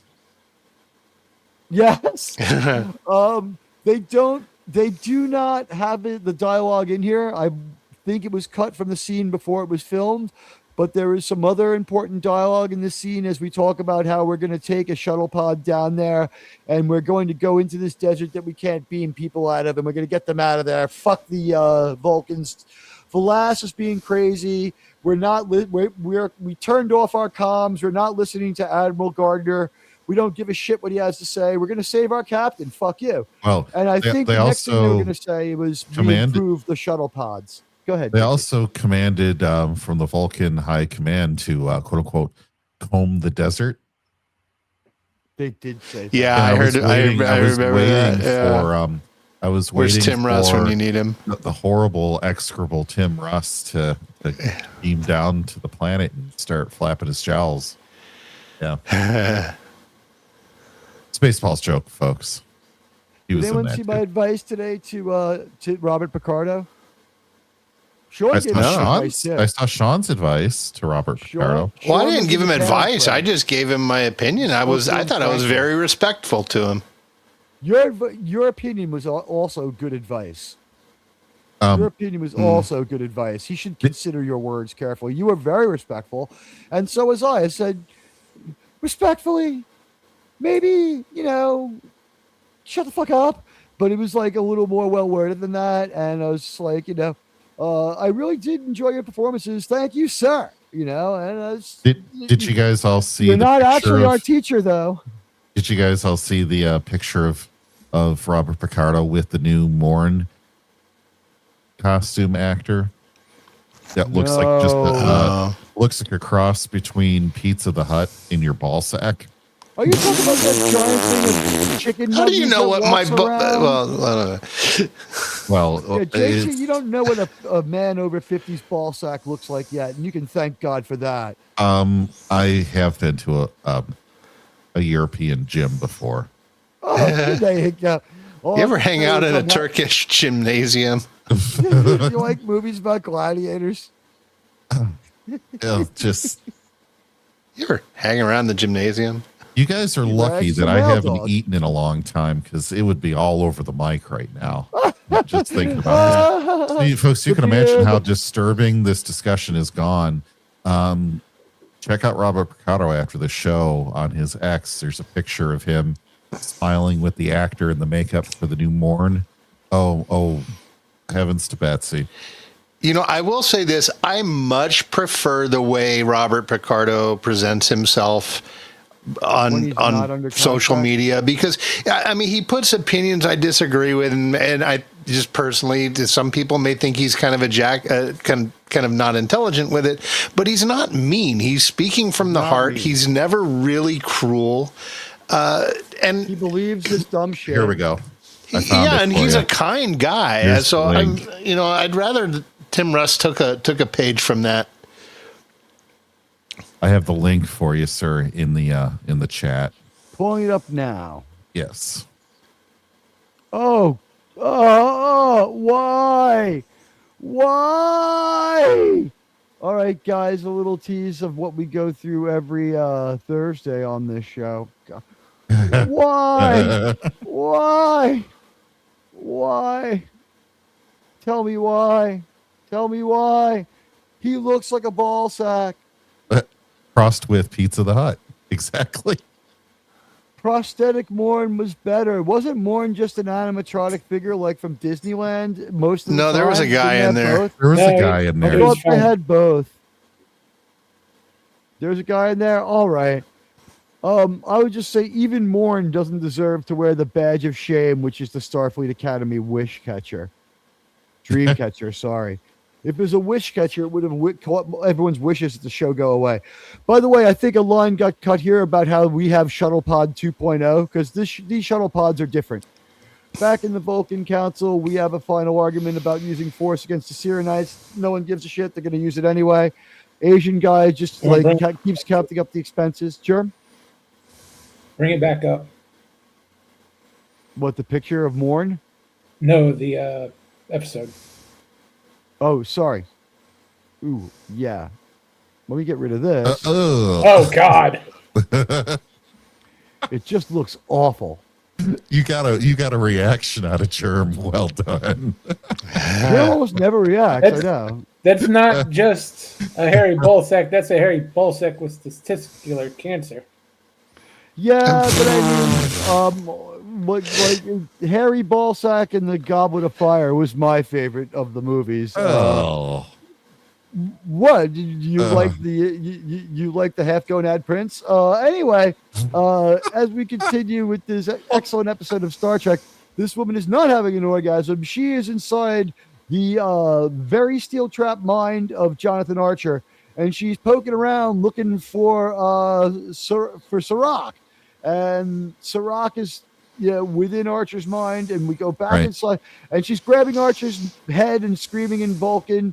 And she maybe would have been a great chiropractor. And then we see Sirach again, and now he's got like mange from all the radiation. He's got radiation poisoning, and it's snowing fallout. And I'm thinking, all you really that looks like my ball sack.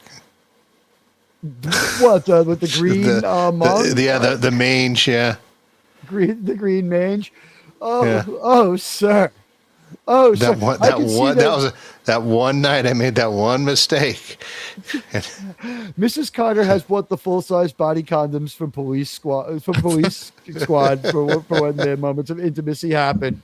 God, we're pretty blue tonight. It's like, yeah. What, guys? Well, it takes about a week for us to recover from Star Trek Academy. I'm not the one that made that Morn prosthetic. Okay. I'm just. There was no looking at that without making that. Yeah, but this is probably our raunchiest show. I mean, sorry everyone if this is offensive to anyone. It just went there. We're usually not just like went this. there this way. Yeah, we were usually pretty. We're salty, but this is like pretty profane for us. But like also like trying to make something out of the middle episode of a 3-parter can sometimes be a little difficult because. This episode just bridges episodes 1 and 3. It barely has an identity of its own. The identity of its own is the mind tripping with Sirach, And Sirach's like, I've never met a human before. It's very interesting. And then bitch be like, Sirach ain't coming out. He's digging being part of like Archer's mind. And we get it.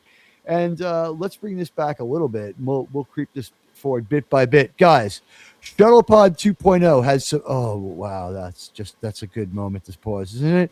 Shuttlepod 2.0 has some new gear. I like Shuttlepoint 2.0's new upgrades. Did anyone notice the upgrades on Shuttlepoint 2.0? Shuttlepod 2.0. What upgrades are we talking about again? Yeah, that last screenshot made a couple of points. We saw some upgrades there. Shuttlepod 2.0 has 3 retractable airfoils. The 2 side wings come out more, and a spoiler on the top. Twin spoilers on the top. Oh yeah, it does, doesn't it? It does. It has great bass too. See the airfoils just came out further. That's kind of cool. I really do think that's kind of cool. And they're changing the attitude of the ship. It's from head on, it still looks way too tubby. But from that angle, it looks pretty cool. And here's the 2 airfoils on top. What I thought was coolest about this was we see the ship's attitude. It does a rollover after it leaves the launch bay because the ship is not orbiting Vulcan anymore. The ship is facing Vulcan on normal space level, whatever you want to call it. Approach the other ship with the proper attitude. But the shuttle pod rolls over to take up the same kind of attitude that our shuttlecraft has here on Earth. And of course, whoever didn't get that joystick for Flight Simulator just didn't play it the right way. That is This was Mayweather's favorite scene, by the way. Yeah. He's like a black cylindrical object in my hand, briskly moving it about. I got experience. Nope, no need for extra direction here. But we get a beautiful shot. Vulcan looks great. As we can see, they're firing on Shuttlepod 1.0.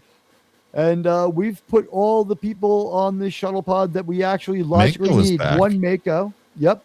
The Makos are back. 1 Mako to get killed if he has to. So like there's an element of someone might die. We've got a Mako. Will it be sand lightning? Will it be I didn't notice that. bombardment? Well, he's wearing camouflage. He blends right in, right? Yeah. He's almost invisible. And that camouflage proves that it's not stupid. It actually matches their environment. Look how well it blends into the control panel on the bottom, not the LCARS one, but look at the bottom one. It actually is proving it's decently well thought out camouflage. They didn't just go buy urban camouflage. It matches their environment. Also, this is a little bit of headcanon for Admiral Teague. If not these uniforms, certainly by the time of TOS, if you get thrown further than a normal human can fall, but like only 20%, you'll still get messed up, but your clothes will take some of the damage because they have like futuristic material that spreads out the kinetic energy. That's my headcanon to why some of these people can fall a long distance. And Captain Kirk can fend off some blows. Something that we would never see. He usually doesn't. He usually doesn't turn down blows. No, he doesn't fend those off. Pride Weather also, you would not be able to fend him off. The blows would come raining in, so to speak. Pride Weather here, he's doing the best acting he can, but if we've noticed, his delivery has taken a slip backwards, and he is not doing the greatest job at lines anymore. He is again sounds like he's reading, and they're like, well, he's in pilot mode. At least he's supposed to sound sort of sterile and dispassionate. And this is where I thought this was pretty cool. Trip is like, he is not having it with Vlas anymore. And Vlas is like, I expect you'll be hearing from Admiral Gardner pretty soon. And I called your dad like he's yeah, and he's like, go fuck yourself. And this is when Saval steps in front and he's like, you're with them. And he's like, little consulting gig, make ends meet. We still have money, you dick. And he's like, fuck you. You were part of this sabotage. And he's like, I gave them the Wi-Fi code to the satellite. Yeah, sure. Fuck you. I don't work for your ass anymore. Because Saval says, unlike Tuvok, I pay my child support. Oh, Tim Russ deserves it. And you can see like what's happened is like a very good job at passive aggressive emotion, just a shadow of it on Gary Graham's face. I honestly think that he saved his day. He was ready to be like the best. He had a long career. He's in Hollywood Nights. He's in a lot of great fucking movies. He was in Alien Nation. Gary Graham can act. He was a professional actor. He knew what he was doing. I don't know if he had stage experience. I wouldn't be surprised. He really does great in this. I was like, and Tripp is just like, he is Florida, man. He's like, I'm going to take the Enterprise and roll coal in front of one of your fucking fancy Priuses, Vulcan pointy man. He was not happy. And Saval's like, I believe that rolling coal is the logical thing to do. F you. And Robert Foxworthy here is like, he's emotional too. And he's raising his voice. And he's like, I'm from Florida. I can yell at the best of them. And speaking of upgrades, we're back with Jolene. And she's helping Archer through the aftermath. Totally random screenshot right there, right? I thank you, like gods of the screenshot. The Paramount gods have been kind to us tonight. Here we see the replicant Zora. One of her friends was fried by an energy field. And don't worry, Leon will probably kill the Vulcan who tried to kill her. Leon, or if Leon doesn't pull it off, Rachel will kill the person who was responsible for the bombardment that's going to kill Celeste pretty soon. Leon, like Leon Musk? You know, speaking of getting people's names wrong, my dyslexia keeps having me call a certain reporter Nod Mellon, if you know who I'm talking about. I keep calling him Nod. I keep seeing his name, and I'm like, oh, Nod Mellon got in trouble again. And so Archer tells her, like, I don't know what's going on. And they tell Archer, we can't get Surak, like, really out of your mind. Like, he kind of likes it there. And, like, I couldn't really get through it all. All I know is he's in there. He's like, I know where the Kashara is. They're like, we don't have Sharia laws. He's like, no, Kashara. And they're like, oh, Kashara. He's like, no, not like the French saying. Your ancient relic, the Kashara, is in there. And they're like, well, que sera, sera. Let's go get that fucking thing. And oh God, I just thought of that 80s song, Casera. Yeah, by Lisa and the Cult. Yeah, Lisa, yeah. Or as I used to like to call her, Lisa and the Big Cans. Whatever happened to Lisa? This show, I don't, guys. This is our You bluest haven't show gone ever. more than like 1 minute without a reference. We have been pretty but listen, we are suffering the hangover. You know, they say there's a hangover from a mind meld. Mind melding with Kurtzman through watching his garbage will lower your IQ and maturity level for days. Well, not only that, but we all purged the soy that we were infected with, and now it's like the testosterone level is on the rebound. Yeah, we needed testosterone supplements. Yeah, it's just a pendulum swinging back. We'll equalize. We'll be normal just in time for Wednesday, and then we'll have to do another fucking Soy Trek show. God, fucking nightmare. All right, anyway, the proof we're not Vulcans, because this would only happen every 7 years otherwise. All right, we will keep showing Robert Picardo until morale has improved. All right, back to our episode. I just don't get why you would think that would be a good idea. I'm sorry. We'll get sidetracked. It looks terrible. It was a unique character. We never saw anyone else from his species. Just leave it alone. He was supposed to be from... He's like some weirdo who just ended up at deep space. Maybe he's from the Delta Quadrant, or maybe he's from the Gamma Quadrant. He ain't from around here. Why is he in a Federation that can barely get through space anymore? He can hide latinum in his stomach. That's kind of a cool talent. It was the 90s joke guy from, Home Improvement or Cheers.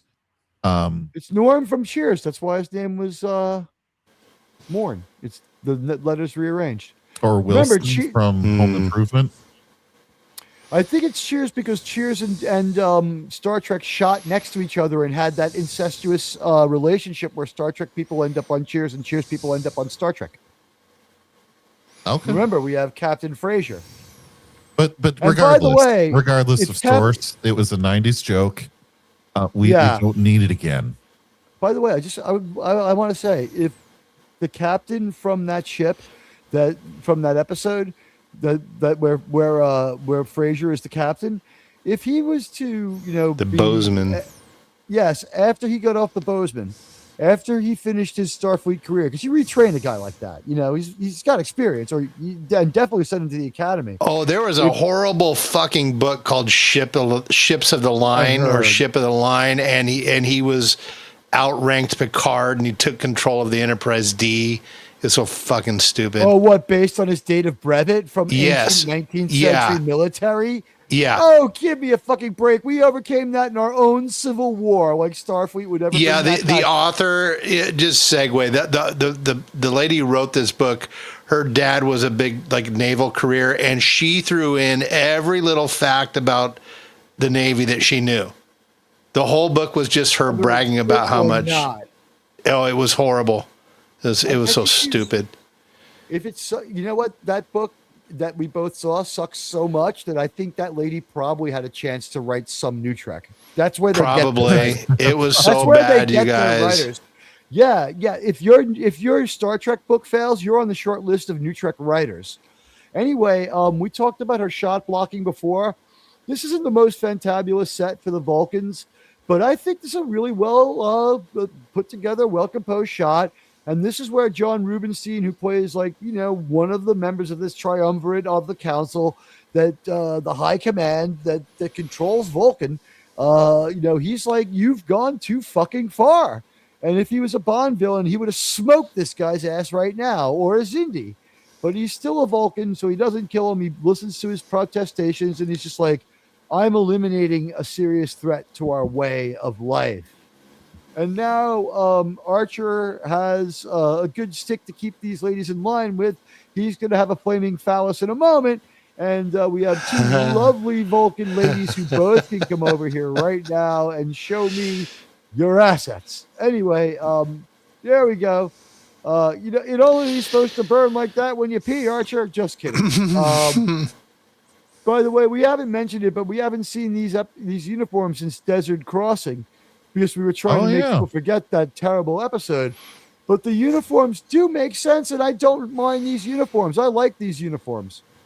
We actually do have a second uniform for the crew in Star Trek Enterprise. It fulfills the Star Trek tradition of having more than one uniform. And we even saw Archer's dress uniform, which for some strange reason is a jumpsuit with lapels, but whatever. One lapel.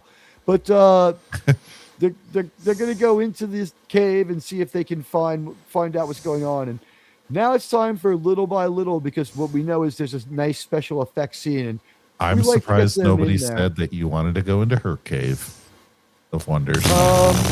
She's a little older than me still now, but I would still. And I just want to say, you need to notice what we see here.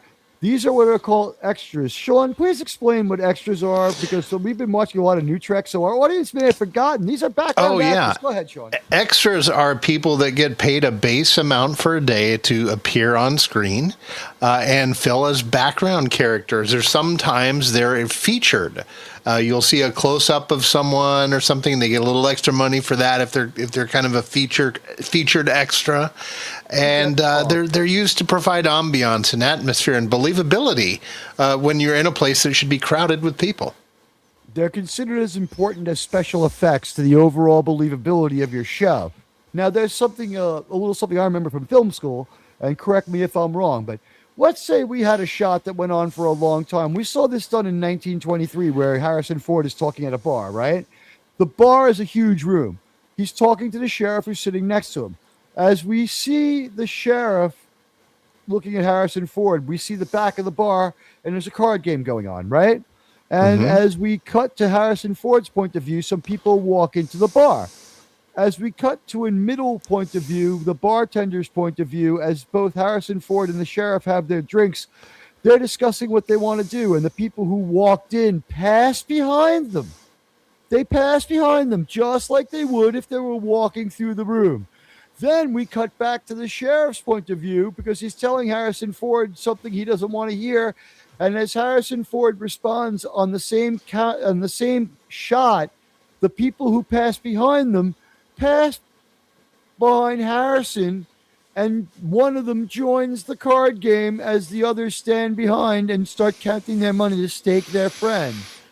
That is what's called establishing continuity, and it smooths out problems in bad dialogue. Kurtzman, are you paying attention? We never see that in new stuff. Even when they had extras, the extras teleported around. The extras. It's usually the job of one of the assistant directors to catch these things. For instance, like if you make sure that a glass is has water in it, is the same level throughout the scene, or someone is smoking a cigarette, that it's not fresh or at the butt on any different cuts. And where it's supposed to be. The cigarette doesn't grow and shrink as the scene goes by, right? Yeah, it's the assistant director's job and the script supervisor's job. And the continuity. There's a person on a lot of shows who's just continuity. Yeah, sometimes there's a person just for that. Yeah. And with New Trek, people just blip around. There is no continuity. There is no continuity because I think it's just a bunch of gonzo shoots with different extras every time. And you might only get like part of a conversation. You get one person's conversation and then you shoot again another day. Go ahead. But be nice, guys. There's only 23 producers. I was going to say one of them, you could get them to go there and earn their pay. I'd just say, Jerm, you watch Landman and 1923 with me. We pointed this out a couple of times just to show it to people until I showed it to you. Did you ever notice stuff like that in TV? No, I never really noticed the background characters until they weren't there. When I started pointing this kind of stuff out to you, how it brings more realism into it, what do you think? Are you a believer in that, or do you think that maybe I'm wrong? No, I definitely believe in it. It's adds a lot. It just looks weird when there's no one else there. I'm going to quote George Lucas. If I read a story and it doesn't make sense, but it's still passable, you don't notice it, but your brain will, and the damage builds up. So what Taylor Sheridan does when he has extras come through, they have continuity. In Star Trek, the extras are just there because they're there, and they blip around, and they blip around, and they blip around. Even on the bridge, when we see a shot of the captain laying in her goddamn analyst's chair, and we go to somewhere else on the bridge, like everyone has blipped from where they were to somewhere else, or we've changed people. A lot of the shadows in the interiors really help with the fact that these people, these terrible people who don't know what they're doing and must be stopped, these people who make this terrible, retarded New Trek, they have chances to enhance the believability. Now, the dialogue wouldn't work anyway because it self-contradicts, but there are no extras or background actors in that or Rings of Power. So they're not making complete movies. Complete movies and complete shows have a complete cast. This was not an easy to believe or follow occult Vulcan mysticism story. So what do? We get our shit correct with the background actors, and we have like a lesson in Star Trek continuity and scene making continuity.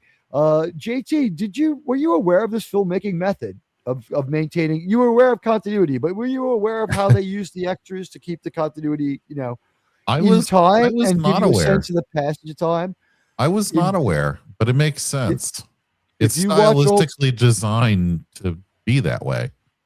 In old Star Trek, when they walk through the hallways, someone walks past them. They don't walk past them another time. They change the person up before they have them do another pass.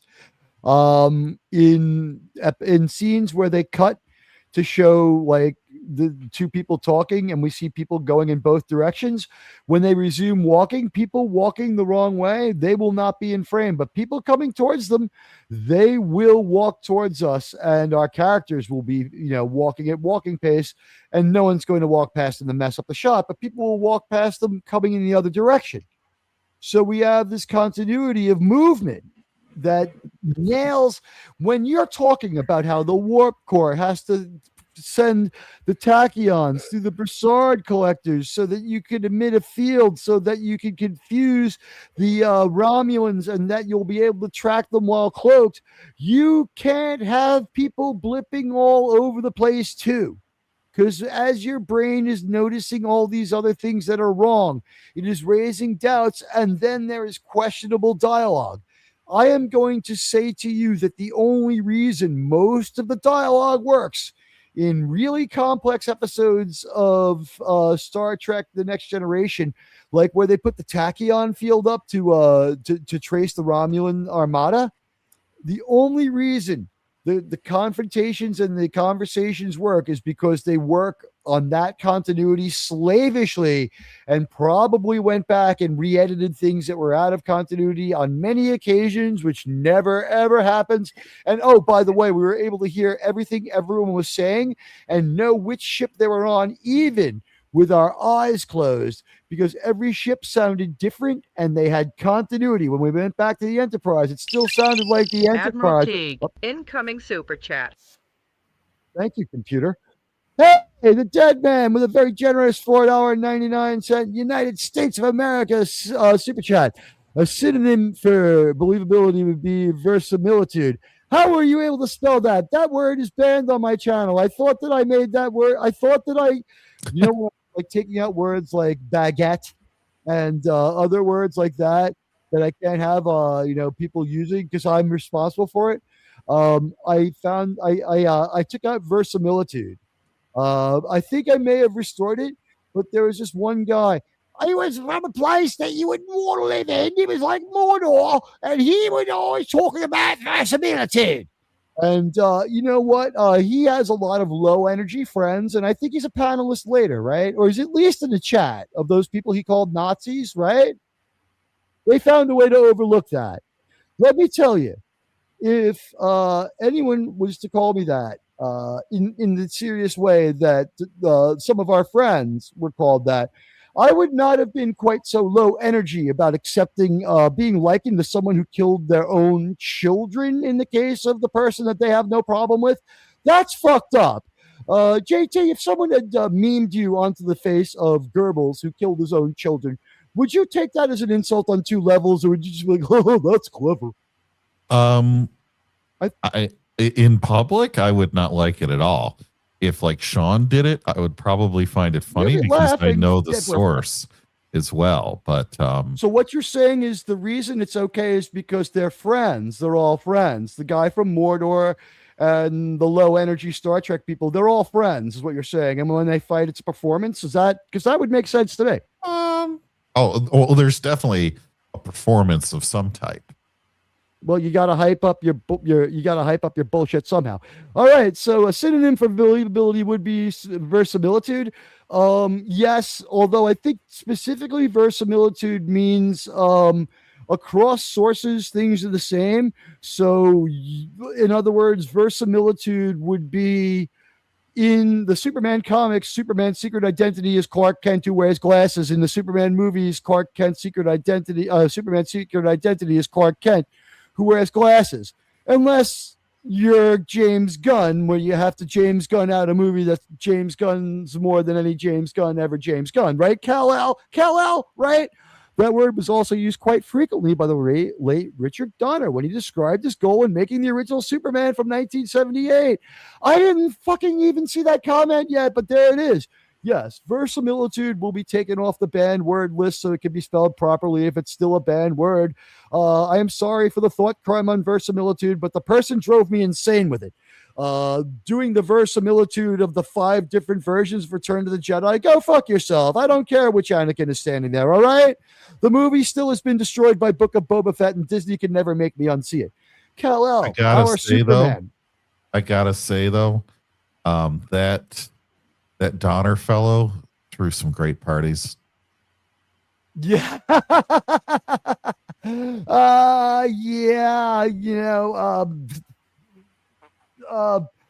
What was that movie with Robin and what's her name? Where they were stuck on the mountain, where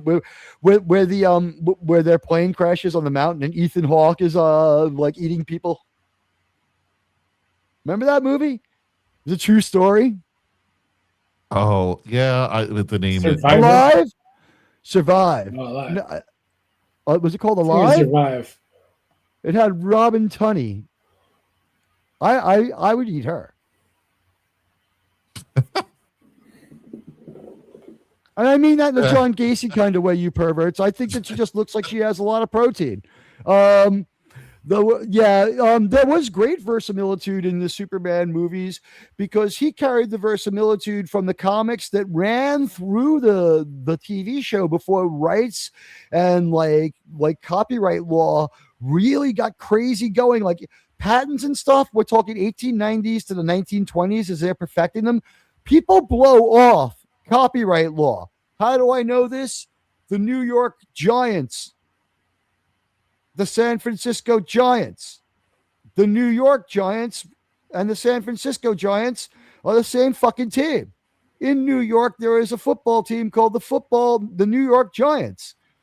All these teams, all 2.5 of them, exist within the same world and on overlapping times. The New York Met logo was gifted to them by the Giants. That would never, ever, ever happen to them again.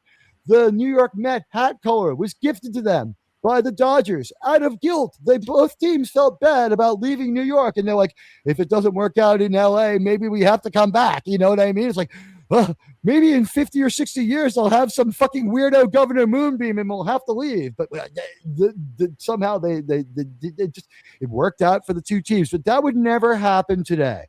Okay? That would never happen today. If I started a team called like the New York Soccer Giants, I would be in jail tomorrow. Or copyright jail at least. And I would to the way that I would never be able to recover from. Gunn Superman wasn't Superman as far as I'm concerned. Kal-El, your wisdom informs this entire conversation. That was no Superman at all, and that wasn't even a Clark Kent. The only thing I will say about it is this. The movie was silly and stupid and sucked. However, the only thing that James Gunn got right, he understood that Superman identifies as Clark Kent and not Kal-El. He understood that. Why this Superman doesn't need to wear glasses, I don't know. He was assholeular the whole movie. Only if you like undercooked meat. You gotta you gotta be the kind of guy who could pull some White Castles out of the freezer and just eat them without microwaving them. Okay, yes, we'll stay away from that one. Yeah. Oh, yeah. As talked about that today. It's like Disparu's like Star Trek with cannibalism, all sentient species consumption. I don't know what to call it when they eat cereal. Yeah, he did. Yeah. I gotta know where. Like, I'm not saying his house. I don't want to go meet him. Well, maybe at Comic-Con, but like, I don't want to stalk him. But like, I would love to know if he's from the same place in England the Beatles are from. Disparu sounds just like a young Paul McCartney when he speaks, doesn't he? He's got the same kind of accent. He's got such a lyrical speaking voice that it really improves every joke. If I had a speaking voice as good as Disparu's, I would make more videos because his speaking voice is fucking awesome. You're messing with me. You're allowed to mess with me. But yeah, everyone RRTN said Gunn Superman inspired me not to watch any gun films in the future. Yeah, has anyone seen the commercial? Sean's back. What did you think? Have you seen the since this show is already off the fucking rails? Anyone seen the poster for Super Whore? No, but I did. I remember seeing the teaser scene, which was predictably Gunn. Oh, where she's a fucking asshole. Yeah. By the way, talk about the poster where she's in Oh wait, sorry, talking Jeremy. about the poster where she's in the overcoat walking around like she's a streetwalker. Like where she goes to everyone. She goes, "This is going to be bad for you." Like it was just stupid girl boss trope stuff. Yeah, I am still waiting in any James Gunn movie for a talk to the hand. I'm still waiting for any James Gunn movie for like any 2008 slang and any reference to like the Manchester shoegazer music scene of the 90s. That seems to be, he is as stuck in that in the 90s as Kurtzman. It's just that like he has just a smidge more talent, and we're talking just a smidge, and it's burning off quick. He hired the fucking Batgirl writer to write this piece of dog shit. This is the kind of movie that's shaping up to look so fucking bad that Krimwan's going to make me go see it. I can sense it already. And where's Crypto? We had Crypto, her fucking dog, ruining the posters and the movie for super fucking... Oh, when cigarette. it pisses on the newspaper of Superman.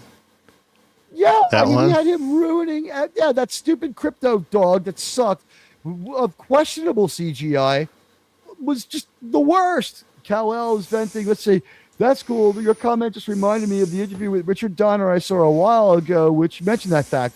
No, I'm glad to talk about verisimilitude because you know what? In Star Trek Enterprise, they get accused of having no verisimilitude. I think that they do fuck it up. I thought that word was banned. The word is now unbanned. There have been no encounter. You know what? Like, we now know someone far more insane and far more retarded than the guy from Mordor. And, you know, like, the guy from Mordor is just a shit-talking scumbag with a bad mouth. Like, if that was all we had to deal with, you know, that's fair play.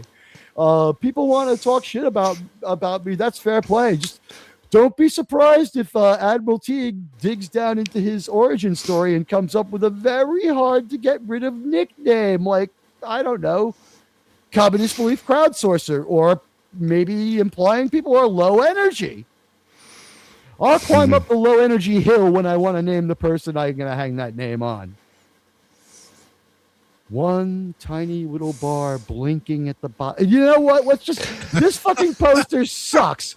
Back at our show, and fuck Super Whore. And I mean, for $40, you probably could. Here's a much more classy and beautiful woman. Here is wonderful Linda Park. She doesn't have a big part in this episode, but I did gave me a big part. She made life hard for you, Sean. Is that what you're saying? And we're just quoting her. By the way, you know what we missed in our last episode of Starfleet Academy? They had drinks in the Sato atrium. They're trying to have get a their Kirk filthy pavilion. So Yeah, they're trying to get their Buddy filthy Hepburn's paws all right. over all other Star Trek. Yeah, Buddy Hepburn is spot on here. 100%.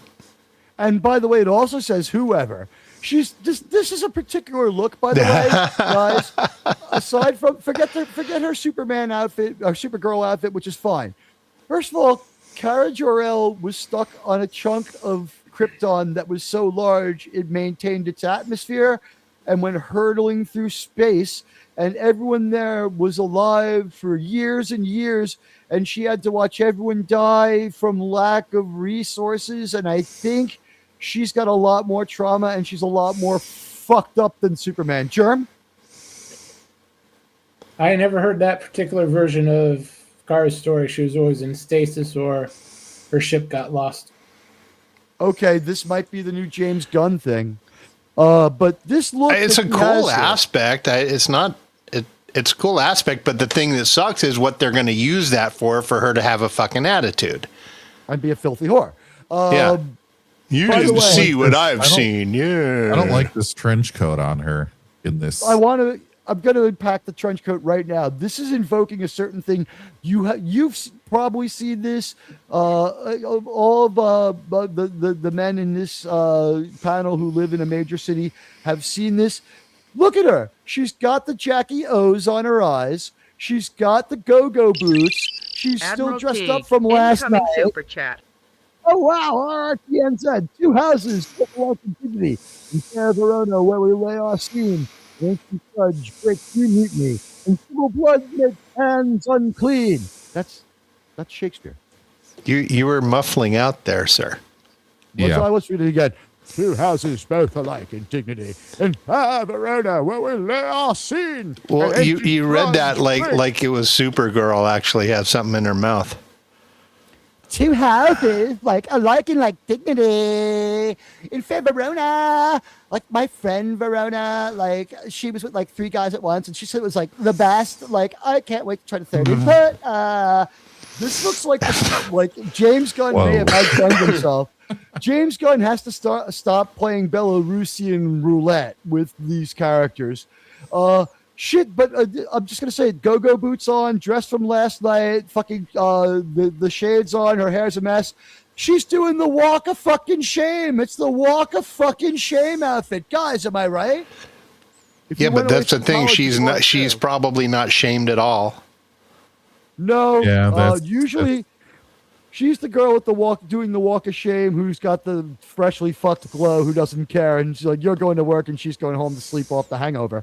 But thank you, RRTNZ, for the $5 New Zedlin super chat.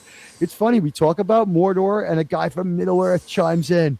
You were great with the J-Man. You were great with the J-Man. I enjoyed listening to it. I was lurking. I couldn't jump into the conversation because I would have had to say hello to everybody, and I wouldn't have had time to get the Germs watch party, which started at about the same, just a few minutes after the J-Man.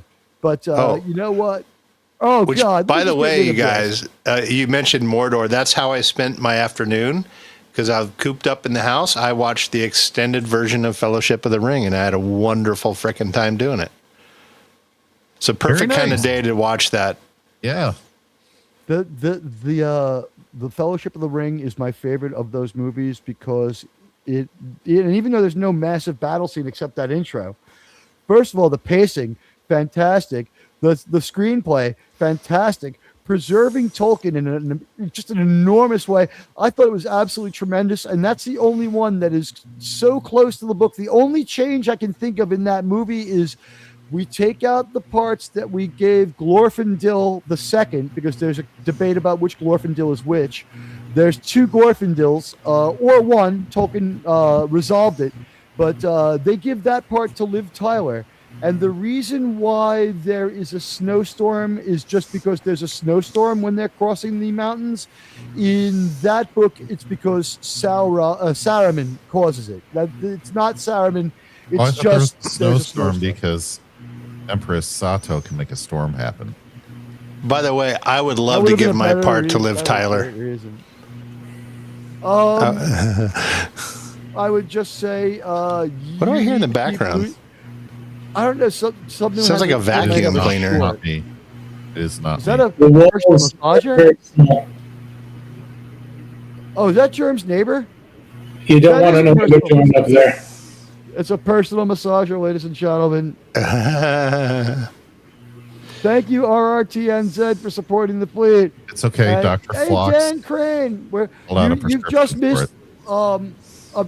And we humbly thank you for coming to the channel. Dan Crane, we are very sorry that you are joining us in the middle of our raunchiest show in a long time, but we are still kind of recovering from the new Trek, and it's going to be probably a while before we really have my IQ hasn't bounced back.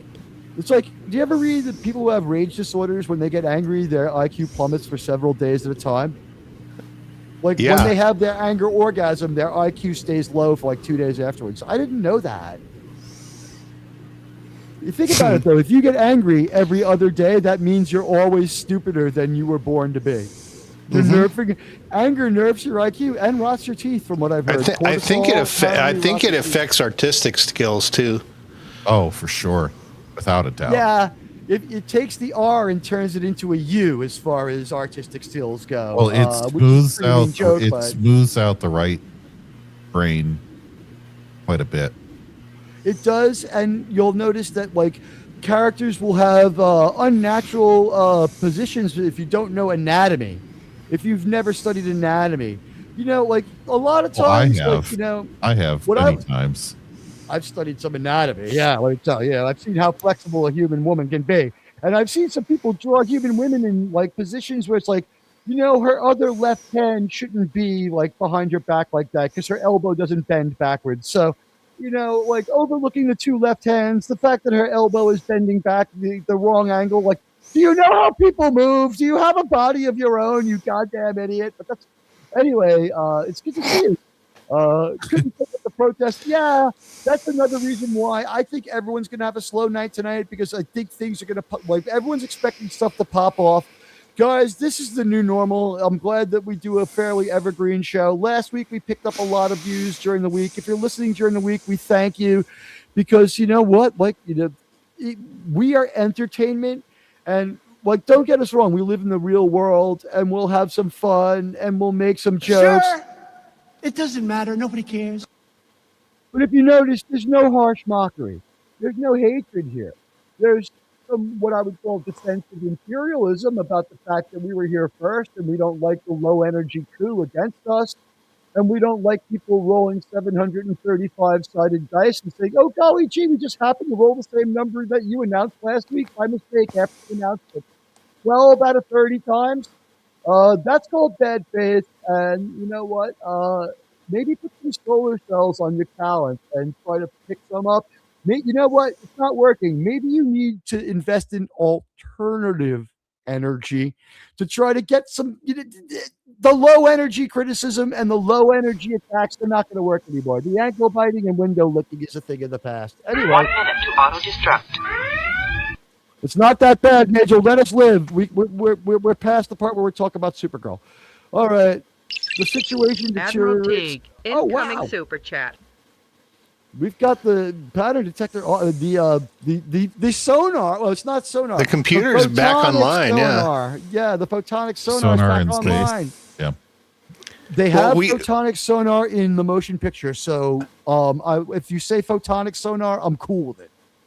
3 rings for the Elven King. Let's see if I can do my Christopher Lee. 3 rings for the Elven Kings under the sky. 7 for the dwarf lords in their halls of stone. 9 for the mortal men doomed to die. 1 for the Dark Lord on his dark throne in Mordor where the shadows lie. We should join with him, RRTNZ.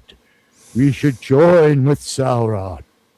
All right. Thank you for the nicely done. New Zealand super chat. I can do an okay Christopher Lee. Rocco Hale, and he's requesting that you do it as Kate Blanchett.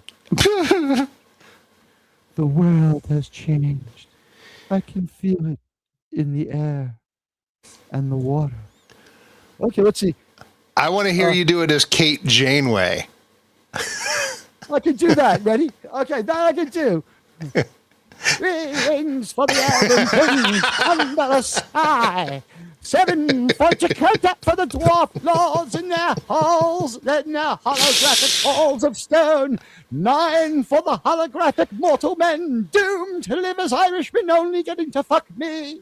1 for the dark lord in Mordor where the shadows lie. Chakotay.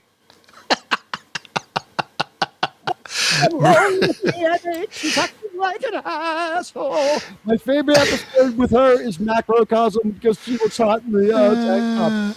Hey, Tony. It's Tony Stark. By the way, Tony hit 1 million views on his channel, you guys. Yeah, I don't know if you guys saw that. His YouTube channel or his own Yes. Yeah. No, well, both, really. Oh, okay. No, he's on 10 million on OnlyFans, but yeah, 1 million views on YouTube, man. Way to frickin' go, Tony. I looked into this, and it says that I only have 250,000, so it's rigged. It's rigged. It's 200. It's like we're counting in trillions of views. I am sick and tired of the rigging here. I want to thank all 12,000 people who are watching the show right now. You are amazing people. Thank you very much. I want to thank the 65,000 people watching over on Rumble, where we have pushed some political show about bullshit out of the sun, where they're just really indicating everything again and again and again and again and again and again. If you're over there, by the way, give me a thumbs up on the Bumble. And by the way, before you gift subs on Bumble, make sure look at your mobile and then look at your laptop. It's different prices. Rumble had their biggest year of growth last year, but all they did was add features. Like maybe this year they'll debug them, but the Rumble feed went off tonight. Hi, Tony. It's good to see you. Yeah. Oh, that laugh. I am the Senate.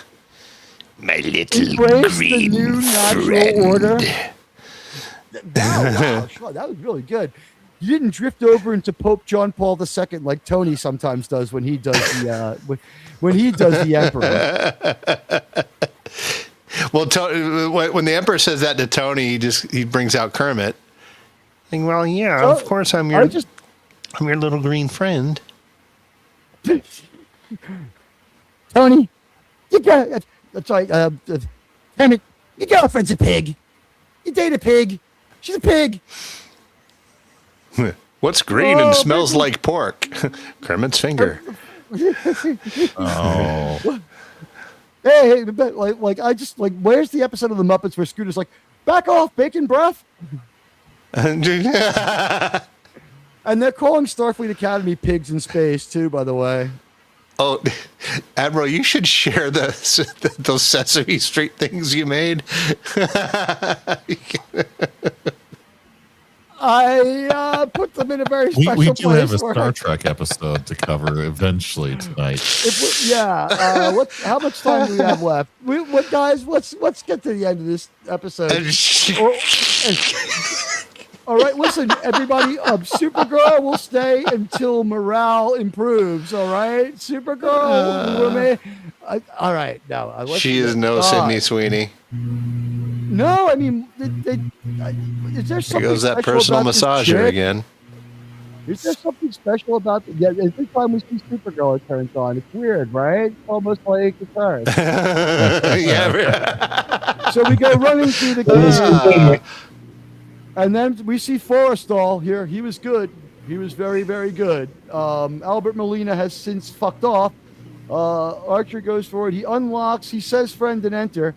And there it is, ladies and gentlemen, the USB stick of Surak. So we might be about to lose Surak's Katra. I don't know if it's going to make it out of Archer and into to POW. But here we've got an entire USB stick of... hey.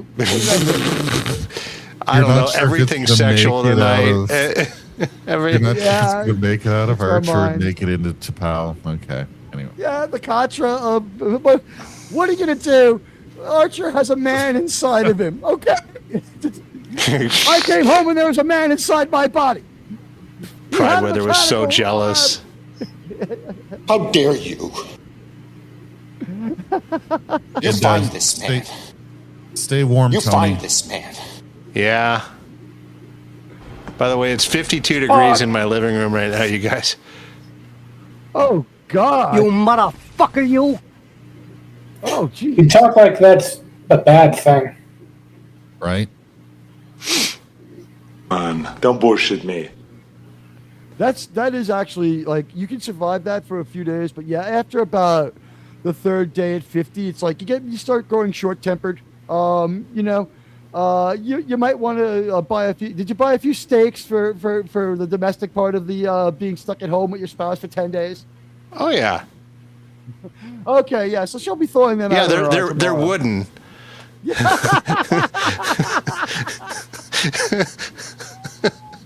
We need one of those for Supergirl.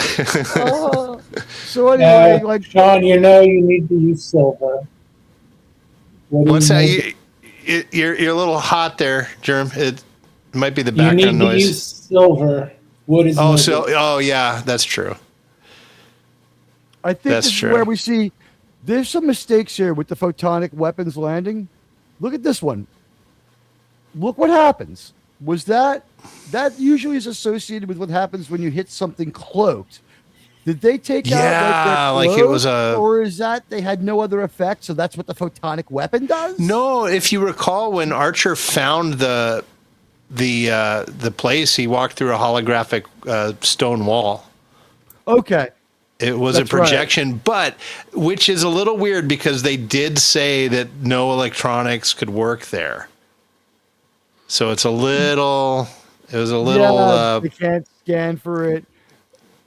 Blah blah blah. Yeah, I hate the convenience of the Forge. The episode has some problems. Story, this has not been the best story. Although, like the problems it's having is not with the heavy lifting of the Surak story. The story is pretty good. It's just that there's some mistakes in writing, and it seems like that they were a little rushed. But we get out of there with the USB stick of Surak, and we get out to where the rest of the Syrrannites are. Robert Foxworthy, he's real pissed because some of the Syrrannites didn't die. T'Pol and T'Pau have a little to Paul powwow to powwow to Paul to powwow, and then we find is it Tamir or Talis? It's Talis, right? Is her mother. Tamir is the grandmother. Talis, her mom, and she's all messed up. And I gotta say, you were only supposed to live for 4 years when Terrell designed you anyway, Zora. This is a much better ending than Harrison gave you. I mean, Harrison Ford walked right up to her, told her a bullshit story, and he somehow managed to kill her. I don't care. That's why you're a Blade Runner. You don't have emotions. That's why Doomcock thinks you're a replicant. I don't care. But, well, you know what? We found that out by watching your performance in fucking Rise of Skywalker, okay? Harrison, you can just calm down. Anyway, they have a mother-daughter conversation, and she's like, this is after she said, for signing off on the invasive mind meld with Archer, I think you're a real bitch, and I don't want to talk to you anymore, Mom. And they have a heart-to-heart. They bury the Ponfar jousting sticks, and the Tamir and T'Pol have their moment. And she's like, "I came here for you," and she's like, "Why?" It's like, "You always had so much difficulty with your emotions," which I thought that she only started having difficulty with her emotions when she got mind sex essayed. So I don't know, but I guess to another Vulcan, it seemed like she was a little unhinged or a little bit impulsive. And she thought that and she also was disenchanted with Vulcan society. So like the former hippie Joanna Cassidy is, she just took off and started protesting and joined with the Syrrannites and probably mind melded with Syrran a bunch of times. So she has her moment with her mom. Joanna Cassidy passes away. I have to say, major actress, major sci-fi actress, well-known, very good-looking woman, and fitting casting. And as she dies, guys, what did you think of the performance of Talis? I thought she did a great job. I thought Joanna Cassidy was great as Talis, and I thought she understood Star Trek very well and gave a great performance. A+ for Talis. Yeah, I agree, but they didn't need that scene. They didn't need to bump her off. They didn't need to kill her. Yeah, she was a good character. She could have come back for other episodes and had some good stuff, but I think they wanted Jolene Blaylock to cry. So, well, I think they know they're never coming back too. So you might as well kill her. Oh right? Yeah, they're looking to wrap everything up at this point. So this has more emotional weight, So they're like, what? It's the lowest common denominator, but if we kill her, it'll hit a little harder. And it's not like, and she's like, "You guys are canceled. I don't fucking care. Kill me. I got a death scene in me. I'll give you a great one." And she did. She did give us a good death scene. Yeah, it was. She played a mother who cared very well as a Vulcan. It was a touching scene. Yeah, she got to say, "I was always been proud of you, and you will understand later." That was a good line. I liked that. I'll always be proud. She was still a mom. When you have a child, you'll understand. It was and also to say "I'm proud of you" is the closest she can get as a Vulcan to saying "I love you." That's kind of an issue. And so she tells her, and then we see this very beautiful shot. Roxana Dawson did an amazing job. She's the real Roxana Dawson. She's amazing. You can see T'Pol's beautiful green eyes. Always slay me. I get lost in them. And the tear, atypical for a Vulcan, but this Vulcan has smoked a lot of Trillium, and she's had a couple of mind essays, and she's tried some mind melding on the extracurriculars, and the best Vulcan nerve pinch acupuncture she can get is from a human. Do you guys think that was a real tear? I was kind of questioning it. I think it's a real tear by virtue of blowing menthol fumes in her eyes. Jim, were you saying no, or? I don't think so. It's a drop. You think it's glycerine? Probably. I know her eyes are pretty swollen. I don't know. See the tear pour out. Her eyes are always pretty puffy. Her eyes are just like that. She may have been able to work up the emotion. Real tears. I think it could be menthol. They could have blown menthol in her eyes. That's common. It's just one eye, which is kind of also cool. It's a beautiful shot. This is another photograph that could go on your wall. If someone rendered a really good oil painting of this, like you could have it in like, your living room. It's good. It's a fucking good shot. It's well composed. Another well composed shot. Roxanne Dawson might be I'm going to say possibly the best director that we've consistently, every time we see one of our episodes, it's the battle of the engineers. The two best ones are her and Geordie, aren't they? Yeah. Roxanne Dawson's a very good director. She really is. I think she went on to direct other stuff. I think she may have directed crime and other TV. God knows Michelle Forbes could call her up and just be like, babe, you want to like direct an episode of like one of my crime shows? I'm on everything. Like, that's why she wasn't on Deep Space Nine. Michelle Forbes exploded from being on Star Trek. It used to be a show that started, not ended, careers. You used to go there to begin your career, not wind it down like Polly Punter. Polly Punter. She chose poorly. What did you do with all that money? You have an Academy. It's the curse of the best actress comes back again. Looking at Harvey Keitel's penis has just not gone well for anyone who's done it.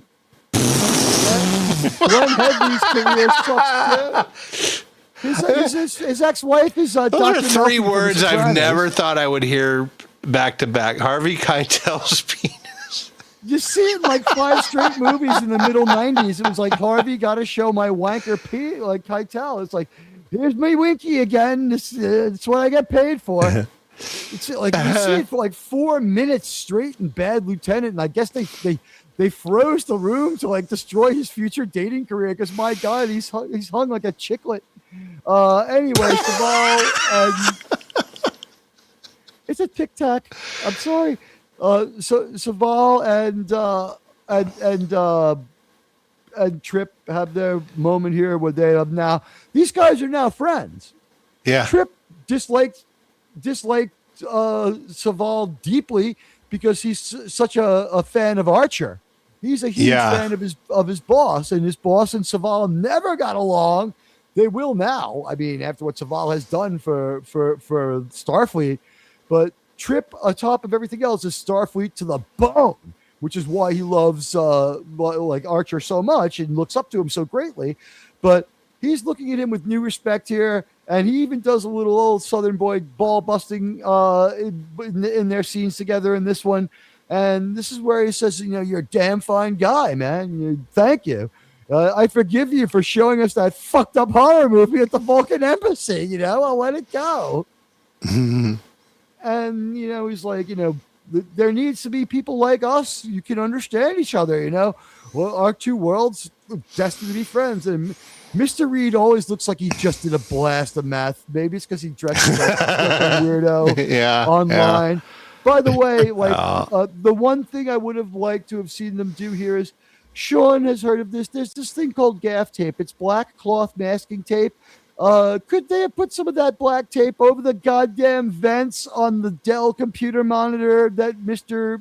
Reed is looking into? It's too much from 2005. And their monitors now look dated. Look, they turned one upside down and left the Dell monitor, the Dell logo on it, Sean, the one behind it. I can see it, yeah. Oh my God. But we wouldn't have seen this on the small screen back then, though. And we didn't have like the 4K. Well, I don't think this is 1080 either. This is like 720. It's 1080i. It's 1080i. Yeah. Admiral Teague, incoming super chat. Oh my gosh! Just an early warning system is going off. Radioactive with 2 United States superdollars thing. Are you saying Chip and Saval are stepbrothers? That I would pay money to see that movie. Chip and Saval in Star Trek stepbrothers would be better than anything we've gotten from Kirk, man. And did anything pop off in Minnesota? Is that why things are going crazy on the engagement? Not crazy in a bad way, but like super erratic. Guys, it is like so fucking cold there right now, and it's so the middle of the night. This will be the one time where daytime is more dangerous. Believe me, nothing is going to happen tonight. Or at least I can't believe it will.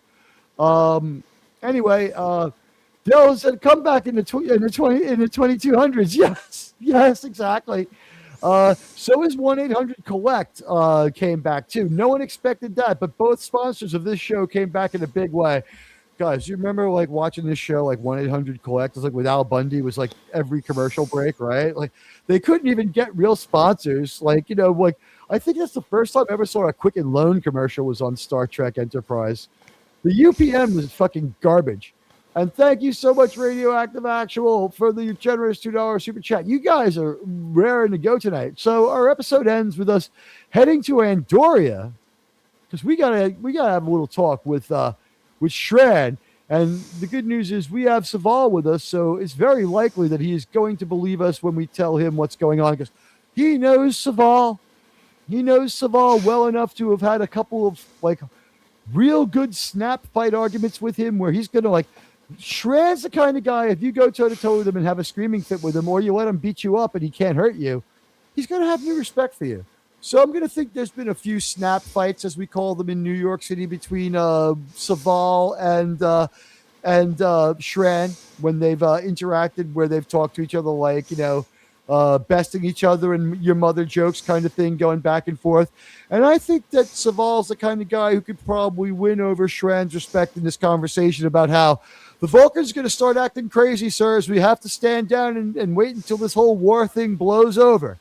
And I'm pretty sure that the Andorians do have some Zindi weapons, and this will be the last time we see Shran until that final episode where he's like shoehorned in. I think. At least we got that. Yes, we got Shran in the final. And by the way, we don't have to talk about it. Jonathan Frakes directs the single worst episode of Star Trek Enterprise, not called Horizon. But we will see Shran again. Yes, we see Shran 2 more times before the end of the show. We're seeing him, I believe, in the next episode. We're set up to see him. Although we may not execute on that storyline. We can stop at a planet. They did pacing pretty good to keep it Star Trek. We have 2 standalones in a row. They might set up some more 3-parters. I don't know. After we finish The Forge next week, we have 2 standalones in a row. But we have the final episode. It's called Kesara or Keshara. It's about that weird, Cross of Coronado or whatever they pulled out of the Vulcan archaeology dig, and we're going to explore that next week. And we're gonna finally square up Enterprise Vulcans with TOS Vulcans, and by that time, I'm sure there'll be a full-blown war in the streets midweek somewhere in America, and it'll have calmed down by the weekend, and we'll have a normal thing here.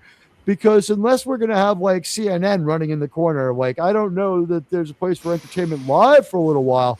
But you guys who have come here have been excellent. Thank you so much. And I just don't know. I think people are going to have to say like, it's what do we do? Do we get an umpire in St. Paul, Minneapolis, St. Paul, to be like, all right, I'm throwing the replay flag. Everyone go home for the night. It's 25 degrees below zero. You fucking assholes. I mean, what? I mean.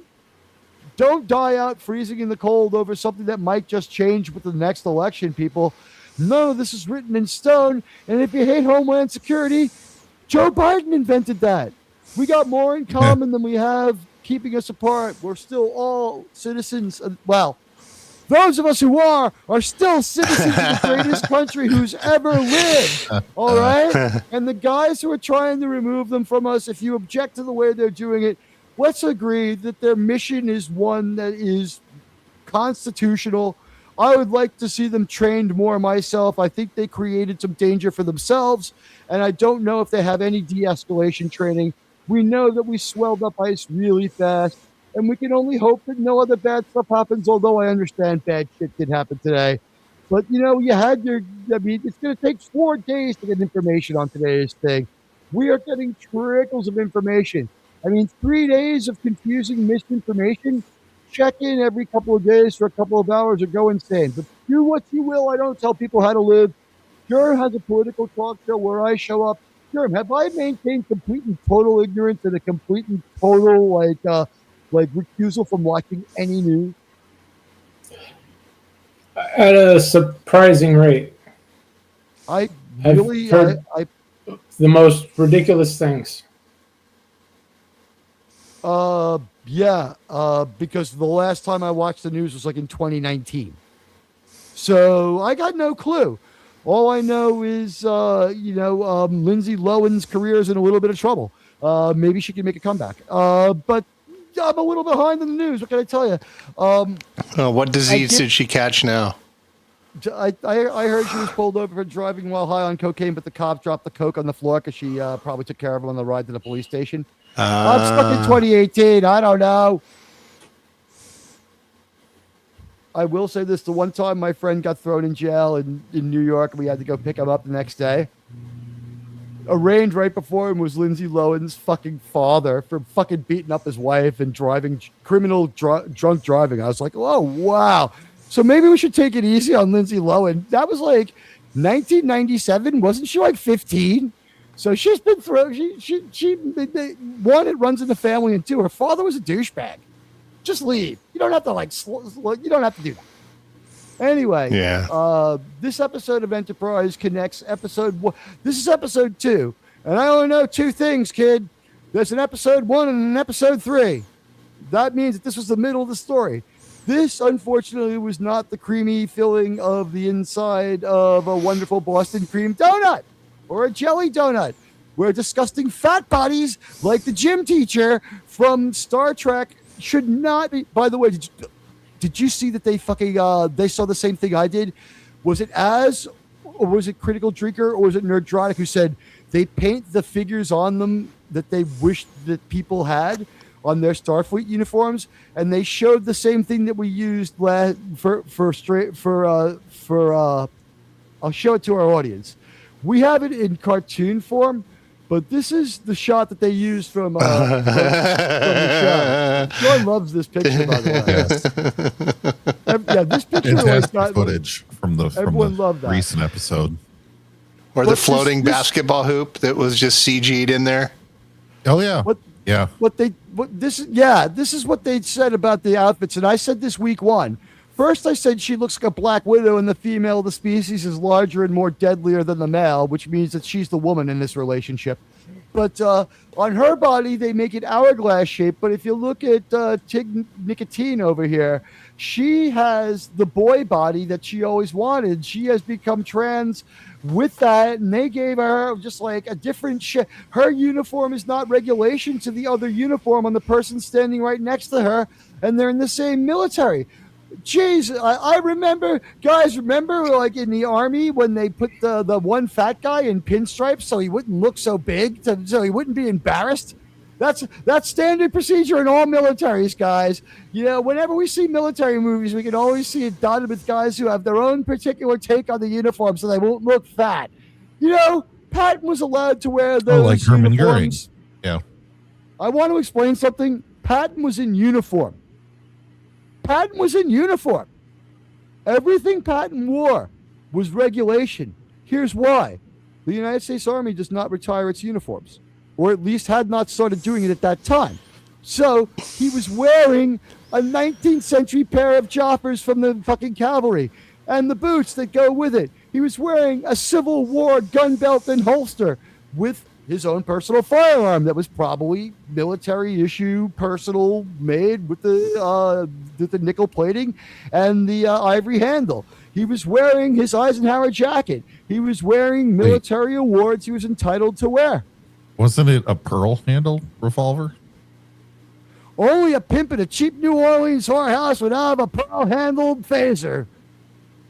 Only a pimp in a cheap rising poorhouse would have a pearl-handled phaser, Mr. Kirk. And by the way, for anybody out there who came over here from the New Trek, if you have like the New Trek outlook on this one, on my phaser, it's ethically sourced ivory. Okay, I did not get ivory that was poached. This is from a mammoth ivory. Okay, it's mammoth ivory. Okay. So a lot of people would say that there's now a low energy alternative to my show that you could watch. I, of course, would never say anything like that. But we have used more than 4 bars of energy. This is the part where we wind down the show, talk a little bit personally, and give this episode a grade. We'll give the episode a grade first because, gosh knows, we're going to get out of here in just over 3 hours. You don't have to leave yet, but we're winding it down because our show has distinct acts until we get caught up in anger and enraged like we do when we do New Trek. Then it's off the rails. We don't know. And also, that was a lot of New Trek last week. Fucking 2 hours of like bloated TV. We had to watch it just to figure out what was important. And then, like, geez, nothing was. Those episodes would be bloated in a half hour. They really would be. I realized Trek will be about 90 that we minutes. didn't overreact when Az was like physically struggling in his video review to actually finish it. I noticed that I was peaking my microphone the entire time in my anger because I was yelling so loud, and I've turned down I potted down the power on my microphone a great deal because I shouted throughout the entire. I was so fucking angry.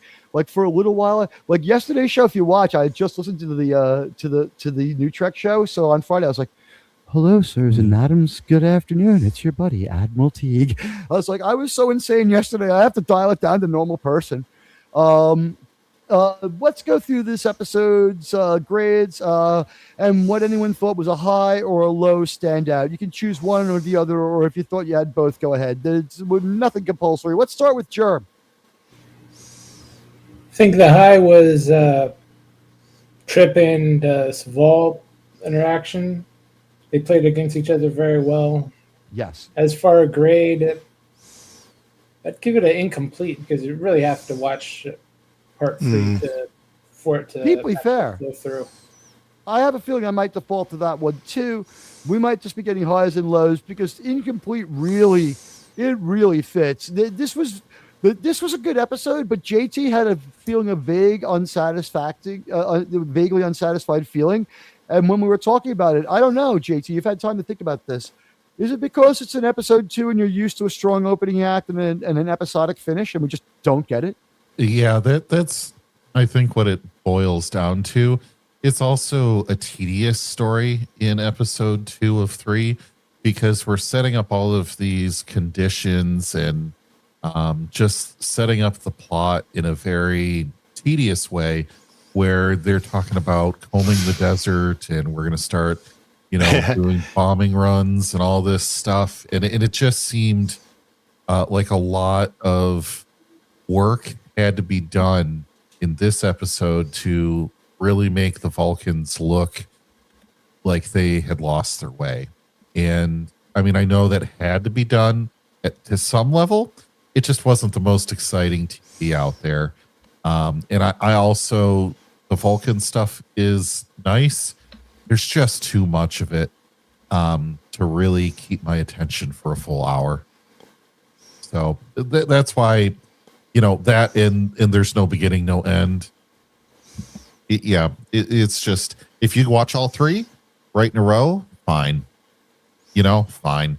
As its own for a whole week on television, I know I remember watching this and feeling unsatisfied after watching it and kind of annoyed that we were going to have to go back for week 3. So I would actually score it a C. I don't think it's the worst Enterprise we've seen. I also just don't, like, for the reasons I've said, I'm not going to give it high scores. Yeah. So that's what we have.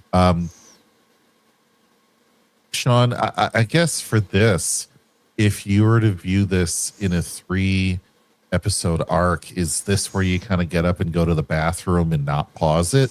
Or do you say to yourself, that's what I just did while you were finishing your review. That private chat. I had to shake and dance a little more aggressively than usual to get back to the microphone in time, but it seems like everything worked out. I'm pissed at. But yeah, good point. A C is fair. Okay, Sean, your turn. JT, did you give a high and a low? Oh, a high. I would say the careful treatment of Vulcan lore in background was, they played it very safe with stuff, but it did give some actual additional information about the Vulcans. Low was this Vulcan High Command is kind of ratchet. I have hard time believing that they are able to make decisions like this without the rest of the planet calling them out for being just illogical in a lot of instances. I don't think that the Vulcans would have ever actually opened fire on the Enterprise. I found that kind of pushing it a little bit for me. That was they were very different Vulcans. They were very weird and very different Vulcans. Right. Okay. And so a C. And now we go to our pal Sean. Sean, what's your grade for this episode? And what is there a high or a low that jumps out at you? Yeah, the high I think was the nice character arc we see with Saval and Trip. I really enjoyed that part. There's a lot of good stuff in the episode. There's a lot of things that are just okay. It's not the sum of its parts. Like the individual parts of this episode were really good, but it didn't really add up to much. Like there wasn't much to hate. They got a few things a little wrong, a little weird. The actor who played Sirach was a little shaky, like you mentioned, but there wasn't anything to really dislike. They got their first bunch of Vulcans back in Broken Bow, right? But did they change casting agents? The Vulcan offspring of Trip and T'Pol sucked, and this guy sucks. Yeah, he wasn't too good. T'Pol's great. She's got a huge rack, and she's a pretty good actress. Yeah, but I think on the whole, like these three episodes really benefit from being able to watch them on streaming, because you can watch them all back to back. Whereas back in the day, we had to watch in a 3-week span. So it is better and easier to watch when you can just watch all three. So if you guys out in the chat haven't watched them yet, just watch all three and you'll probably have a better experience. Just watch them in a row. This episode flows into the next one really easily. Yeah, and really there's well. a good, and that is one thing. There's a decent cliffhanger on this one. They do end it strong. That like, okay, we're going to Andoria. What's going to happen? Obviously something. So yeah, didn't hate it. I enjoyed it. Got his peace treaty to uphold, right? I mean, he's personally invested in that. He doesn't want to see, the end. He doesn't want to see the Andorian Vulcan Accords or the Pajama Accords, whatever they're called, out the window. But you know what? Nice callback to season 1. Nice continuity that you've got the Pajam thing being a huge problem. Let's see what you, our audience, thought of this episode before I go. There were 24 votes, fairly scientific. What grade do you give Enterprise episode Awakening? And by the way, I still think it was better than the movie Awakenings. That movie was fucking depressing. Anyway, 29% A, B 46%, C 21%, DF 4%.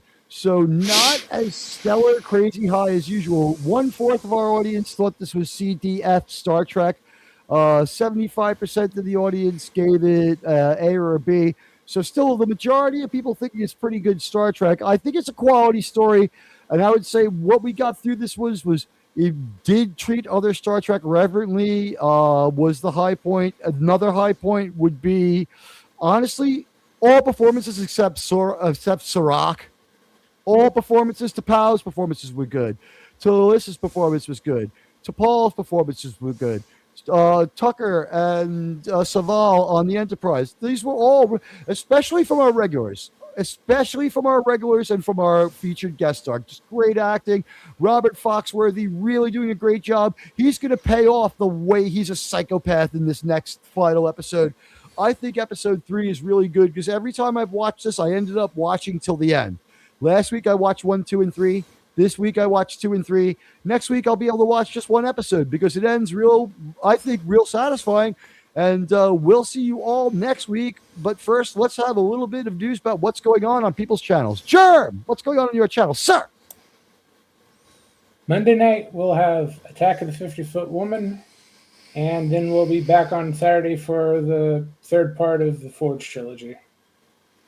Okay. And do you remember the remake of the 50-Foot Woman with Alec Baldwin and Daryl Hannah? That is not the one I'm going to. That sounds insufferable. Oh, when she told him about like how he's turning down the pleasures of the 10-foot deep vagina, I was like, Oh my God. And Alec Baldwin's response, what do I do? Put on a scuba snorkel and just jump in? It was the worst movie I've ever seen in my life, and I've seen some bad movies. Anyway, I've been on some dates like that. This is the 10-foot vagina. Brittany Griner still remembers you well, Sean. Oh, wait. You date women. Sorry. Brittany Griner doesn't date dudes. It wouldn't work out. Although, Brittany Griner's ex, I heard, is kind of real lipstick and hot. Maybe you could get her. Anyway, thank you for joining us for Star Trek. I'll be back tomorrow, I think, for a member stream. It'll be up. Check it out. Do you guys want one tomorrow? Put it in the comments now. Are you free tomorrow evening, or is Monday evening better? Monday evening, when it snows, is it like a holiday for anybody? I guess there'll be a lot of people out of school. I think a lot of schools will be closed. So Sunday, probably a good night for a member stream. If not, we'll see what we can do on Monday. But we will wait until halftime of the second football game, I guess. What's the second game? 6? What, tomorrow? Yeah, what is game 1 at 4? Maybe tomorrow wouldn't be a good night then, because if everyone's watching the games. Yeah, you're going to have 100 million people watching the NFL tomorrow. Guys, be here on Monday or Tuesday for our member stream. Maybe Tuesday's show will just be a member stream. And then Thursday, of course, for our biggest show, now that Landman is over, it's called Star Trek Share Your Pain, where we watch Star Trek Academy. That's the name of the new show, Star Trek Share Your Pain. Rocco's in California. He's like, what snow? F you, Rocco. F you. What's football? It's the game that I know why I know he's putting me on, because in Superman 1978, Superman plays football. And I know that Rocco has seen that movie hundreds of times. And when we do, and believe me, special correspondent Rocco will sooner or later be joining us for something, maybe during the week. And when I want his take on this DC stuff, Rocco, sir, are you going to come visit us and talk about this new DC movie that's coming out? Is there a trailer yet? We need to get, we need to get a weirdo and a guy talking. We could call the show. I'm the weirdo. Hold on, I have something I want to show for Rocco. I'm going to bring it up. Bills game one night. Yes. I got to bring this up here. Hold on. Rocco's going to love this. I wonder what happens if you take Cosme, put it on X, and just show people the game. Will anyone be looking for that? Will anyone get in trouble for that? Has the NFL figured that out? I don't know if you want to F around on that one. I don't know if there's going to be a denial of service account on Cosme. It'll be tomorrow, and it'll be by the NFL. There we go. This one's just for Rocco. That was my filled up the car today. I had 13.8 gallons for $28. $1.45 a gallon. It was 205. Yeah, that's what I said. Yeah. 205? Yeah. How many cartons of cigarettes did they give you with purchase? This is how much money they used to give me for taking that much gas away before Clinton was president. And you can see me wearing my Pizza Hut hat right here in the reflection. And there's the Pizza Hut sign right there. All right, we know there's a gas station near the Pizza Hut. Stay away from the Pizza Hut. Cocking, bad. Click, click, boom. What can I tell you? I call it the Saudi embassy up the block. A guy went in there to fill up his car with some Saudi soda, and he pulled out $100 bill, and they said, "Sir, for that much money, you're only allowed to inhale the fumes at the station." And he gave them the money, and he was happy to do it for 5 minutes. Then he just breathes heavily into his tank and he's able to go about 80 feet. Oh, man. Do not stall out on the bridge to the other side of the river, guys. To stall, if you stall out on the bridge to Manhattan, they just like kind of come with a tow truck with a cow catcher and shove you all the way across. It's a huge fine, and it's like a $60 like a foot tow. It's like $3,000 to have your car die on the bridge. Like they used to just push the car over the side with the driver in it, but the SJW stopped that. Yeah. They ruined all the fun. The second Clinton administration was a disaster. He got laid, and everyone else had to start paying for cigarettes, paying for gas, paying for the. I remember when dentists were doing so little business. They were like, "Sir, come in here and let us do some cosmetic dentistry. We'll give you $5,000 so that you can show off the great job we'll do on your teeth." And that's when I got the vampire fangs. But anyway. Germ told us what's going on in his show. JT gets to go next. Anything going on with Dad Man? Oh, yeah. Or as I like to call him, the Dad Man. Yep. Tuesday at 9 p.m., I'll be on Dad Man Walking 55's channel talking some sports ball. We'll be talking college basketball, some football, and some hockey, or as we know in Freedom Land, hockey. So then on Wednesday at 9 p.m. Eastern, I'll be on Dave C's channel going through a mystery comic. Well, it's not a mystery to us, but it'll be a mystery for the rest of you. So we started that back up after being off for about a month. We had a lot of fun, and we did actually have some folks show up that we weren't expecting. So it was good to see, some faces we hadn't seen in a while. So thank you to them, and look forward to seeing you again Wednesday. And back to you, Admiral. All right. And for Sean, what are you up to? Sean, did you make it to did you try to did you model this week? Did you try to model this No, week? it's been too cold. No, I got to get the garage cleaned up and stuff. So I am going to be giving away my old Atari computer. I don't know if you've seen Apple II GS. He's usually in the chat at DC's channel. He collects 8-bit computers, so I'm going to ship off my old Atari stuff to him. Oh, very nice. That's cool. Yeah, 'cause I just don't have the room for it, and he collects that stuff. So I'm glad it's going to find a home. But you can join. Actually, we're going to be doing a special show here on Admiral Teague's channel next week, celebrating our 250 millionth view. And the 10 million subscriber celebration. So That's join us right. for that. That's to be announced. You're having on smaller guests, pull that off. smaller guests like Tony on, right? Yeah. Help that up and coming channel. Yeah. We may give him a plug. Yeah. Give him some exposure. Yeah. They've been faking the numbers on Doomcock for too long. We know that Doomcock has 300 million or more subs. I mean, this is a sham. I want to thank the 90,000 people who showed up tonight to watch. And honestly, guys, thanks a lot for everything. It's been an amazing month. You guys are an amazing channel.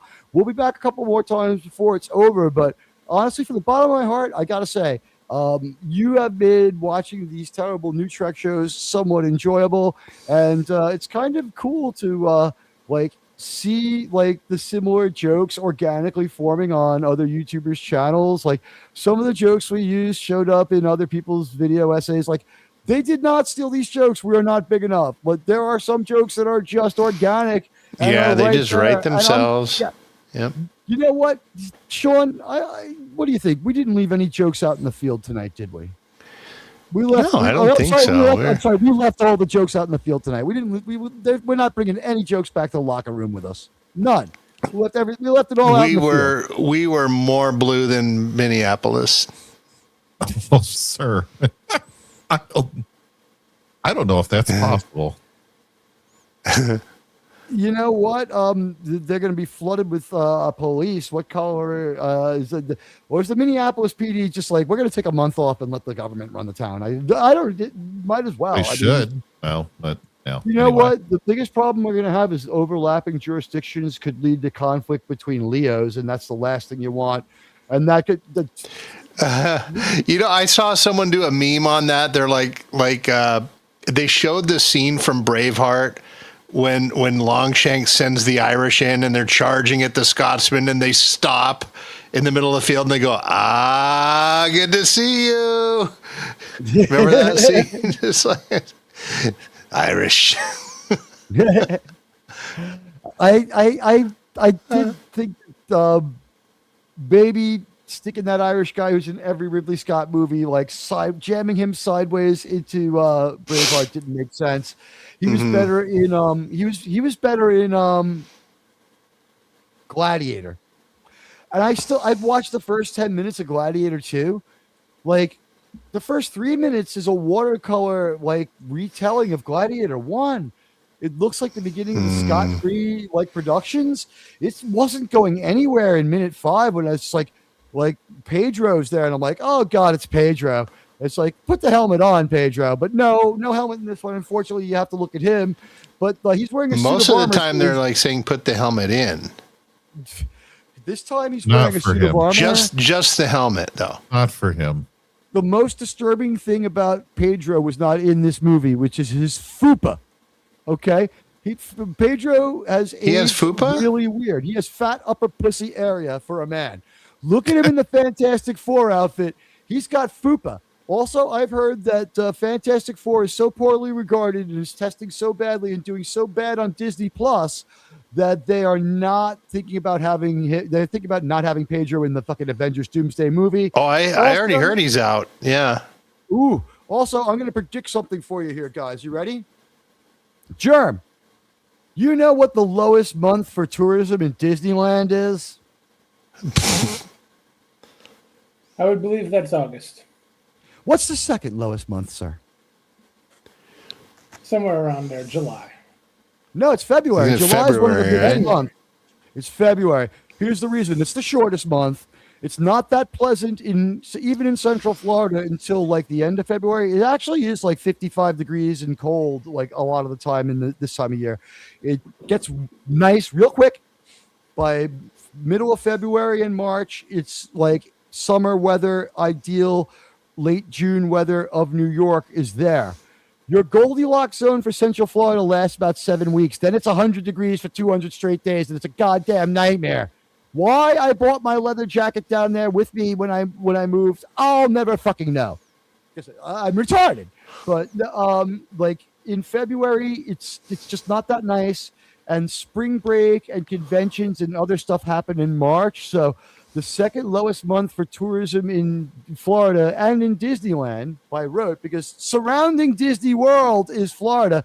Look for next month's biggest story on WDW Pro to be that Disney is failing because there's no one at the park. I'm going to show you the fake news cycle right now. But first, Admiral Teague, incoming super chat. I was just about to click and that. Radioactive Actual for the $5 United States and Greenlandian Greenback Super Chat, where he says, "Amazing Landman and the the Amazing Landman and the Hydrocarbon Avengers are better than the Disney versions." At this point, Taylor Sheridan's Petrochemical Avengers, like where everybody from Landman was turned into a supervillain from like a HS2 leak or whatever it was that got Teague, my favorite character, Right. Teague from Landman. Like that would turn them all into like superheroes and have them take on like the Avengers. I would be rooting for like Taylor Sheridan's Avengers. Like if nobody lives, I'm fine with that. But I don't think that Yelena is a match for Allie Larder. Like Allie Larder could take out fucking Yelena and her like weak ass like Soviet super soldier serum right now as is with a few mean words. She would have Yelena balled up in the corner like crying. She's like, "Fuck you, mono boob with your ugly tits. I paid good money to fix mine. What's your fucking problem, you cheap whore?" That's exactly what fucking Angela would say. My tits weren't perfect. I dug into my pocket. What's your fucking problem, you cheap whore? Wow. I hate Yelena. Frances Pugh might be okay. She has to stop getting naked in movies until she has less disturbing boobs. The weird one up, one down mono boob thing. What the fuck is going on? All right, totally tubular is not cool for boobs. I realize that she has the same face as Billie Eilish. But Billie Eilish has huge cans that guys will never get to see unless she goes broke and goes to Playboy because she likes chicks. Go figure. Maybe it hasn't. Maybe if she develops musical talent, like she'll flip back to heterosexual. I don't know. Oh, damn. Anyway, she has no fucking talent. It's true. That is pink, by the way. No, not at all. You do not want to look at Frances Pugh's pubes. Her Frances pubes. No, not her pubes are probably fine. Her pubes are awful. Like I'm not saying like this is the kind of thing where it's like you're already beautiful and you have like beautiful like big boobs and then you go get like cosmetic surgery to be even hotter. I'm talking like she looked fine and she fucked it up. Wait, Pink does have one talent. What? Being an absolute bitch. And aerial dancing. Oh yeah, Right? she can dance. Yeah, she apparently okay. she can do the Yeah. aerial dancing. Hey, the Okay. dead man with the 99-cent super sticker. Ah. Let's see what that super Admiral sticker T, is. A incoming piece super of chat. shit. Okay, well, you know what? There's all kinds of Star Trek. Some of it is shit. But you know what? I love that super chat. And oh my God, it's a piece of shit underwater, or is it having a thought? Oh no, the 3 little dots appear when I hover over it. It looked like the piece of shit was about to say something to me, and it's like all I can think of is what would a piece of shit say if it could talk? It'd be like, how about a greasy pork sandwich served in a dirty ashtray? Everybody know that line? I know what it would say. False.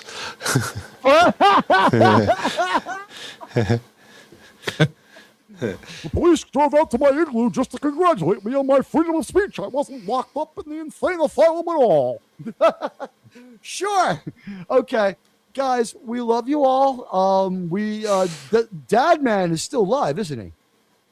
Let me double check on that. I believe the answer to be no. He just went off a moment ago. Oh, ladies and gentlemen, Just a listen. minute. Go over to your coffee machines and make yourself an Irish coffee because you're going to need some alcohol too.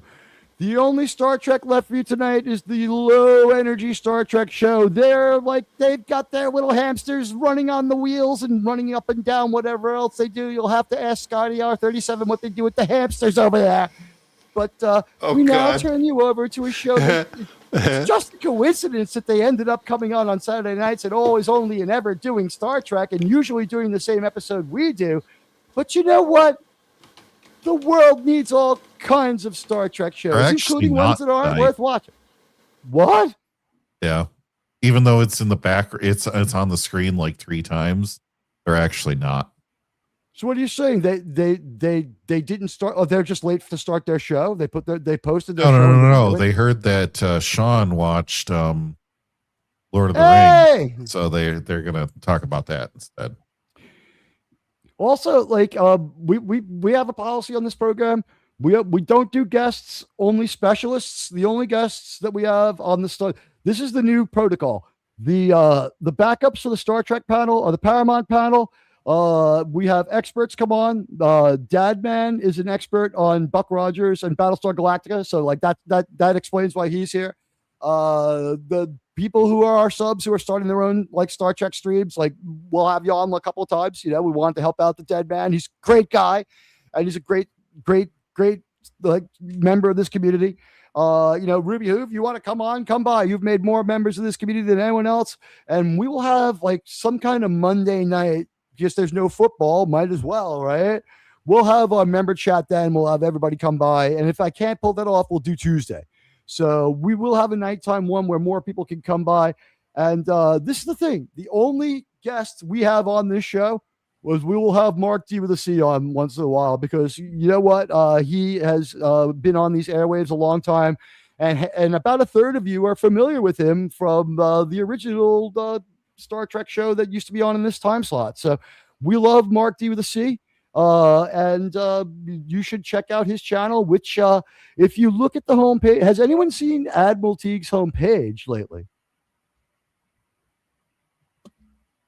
It expresses what I would call the natural order of things. What happened? Whoa, Sean, mute yourself. Sean, mute yourself. Whoa, Sean, you sound like the broadcast from the movie like, I don't know, like it was from the future or something. It was being carried on tachyon. Oh, I had a mouse filter on. I clicked. I was like, what the hell happened? What was that? Well, you always have really good sound. Hold on a minute. I got to hear this. I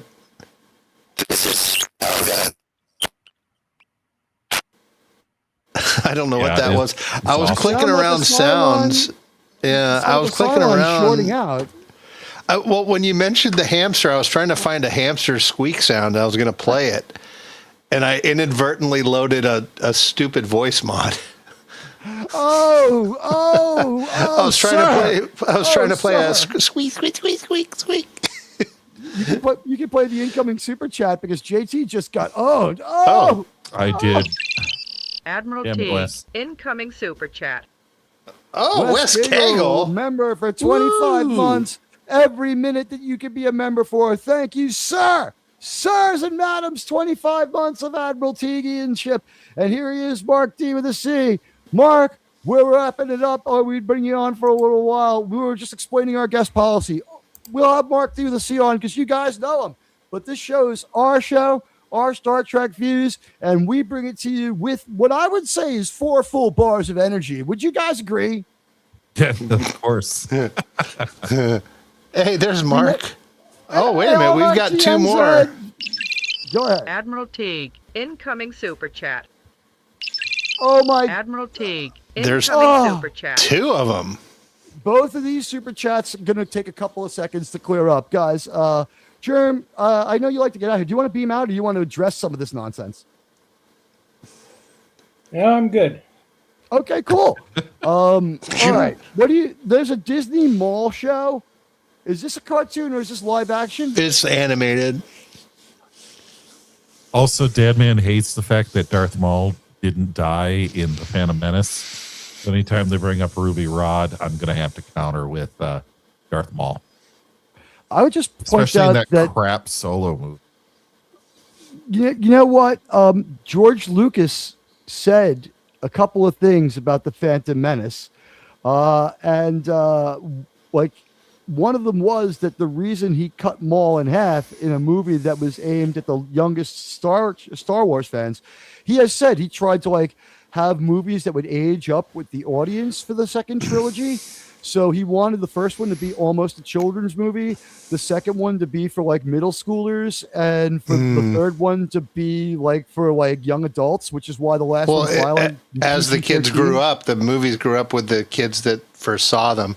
But Lucas also said, "You've gone too far in a few places." I had my cursor right over that, but yeah, and the problem is that you can diminish it somewhat. But you can't undo it. And the problem is Admiral Teague, Darth incoming Maul super chat. was deader than Disco. Oh, we're backing up. We've addressed this one.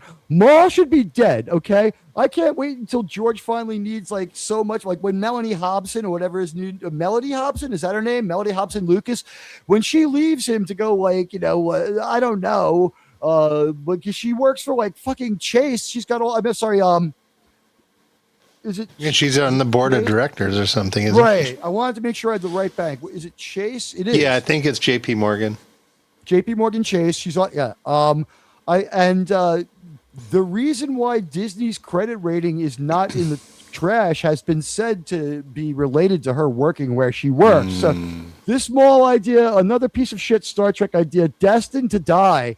I mean, I can't wait to hear the story about the strong women who brought Maul back from the dead. Oh, wait, we did see that. It was the Dathomir Witches for 4 okay episodes of the Clone Wars that were not written by George Lucas.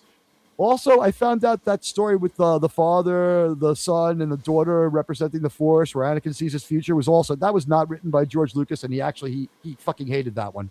Filoni got called out on the carpet. Everyone remember, a healthy economy is important. Support your local mall. You know what? Here's my review, my one-word review of the Disney program Maul. You ready? Mall rats. There you go. And then we have a $2 chat from the Dad Man. You know what? I liked the Dad Man movie the best because he got to be a detective for a little while. It was long, And I didn't like Robert Pattinson as the Dad Man, but that last The Dad Man movie, I liked it just because he was a detective. You know, for everyone who says that, by the way, if we took Batman and Robin and put in 10 minutes of them looking through, of Chris O'Donnell and George Clooney looking through binoculars and then taking them away from their eyes and squinting and putting the binoculars back, would that then become a good fucking movie? If they did that for a whole hour and we just salted it through there and made that a 4-hour piece of shit too? The I Batman guess it was a bad depends movie. on what you've been drinking. I'm high on anger right now. JT, the Borg are coming. We in trouble. Ruby Rod. Wait, hold on. JT, the Borg are coming. We in trouble. Ruby Rod. You know what? Paul Verhoeven will never make another movie, but like I think that like the Ruby Rod movie should be made. Like we know Chris Tucker. They finally got Rush Hour 3. The What was origin the deal with story. Rush Hour? Yeah. What is it? No? It's Charlie Sheen and him again, right? The origin story. It's like what would Rush Hour 3? The origin story. It's like it starts. It's like it's black and white, and you see Henry Ford. It's like if I made something mechanical that could do the work of a horse, and then like fast forward, it's like everyone's in a car. It's like stuck in traffic. It's like how did we get here? See in the back of Henry Ford's workshop an arm being made out of like mechanical bits. A right arm that went up in the air at a 45-degree angle automatically to make life easier for your everyday German. Sure. Yeah, from him. You know, you ever hear of the Kingsford barbecue people? They are. Kingsford is a relative of Ford. Kingsford charcoal was started with the wooden parts that they had to use, like the leftover charred wood from making the wheels for the early cars. That's how the Kingsford. It actually makes a lot of sense. The Firestone family is also related to the Fords for a similar reason, right? Because they made the tires and the rubber. Yeah. Is that the same way that the Giants and the Steelers are owned by the same people? The Habsburg? Like which No. Rooney Mara and Kate Mara are both direct descendants of both the Giants and the Steelers owners. I didn't know that. The Giants owner and the Steelers owners. Yeah, it was fucked up. One of them had a male child and one of them had a female child, and they got together and they were heteronormative, which I don't know why the word normal's in there. With all the TV we watch with the new track and the modern TV, no one has heterosex. I can't wait. 30 years from now, there'll be no one left unless we get artificial insemination. We live in Batwoman's Gotham. How do they reproduce?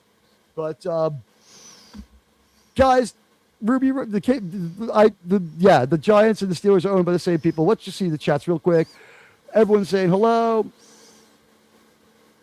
Dadman loves the EU books. I like you know what? I think the EU book is Splinter of the Mind's Eye. I'm old school. What can I tell you? And I like the Han Solo trilogy.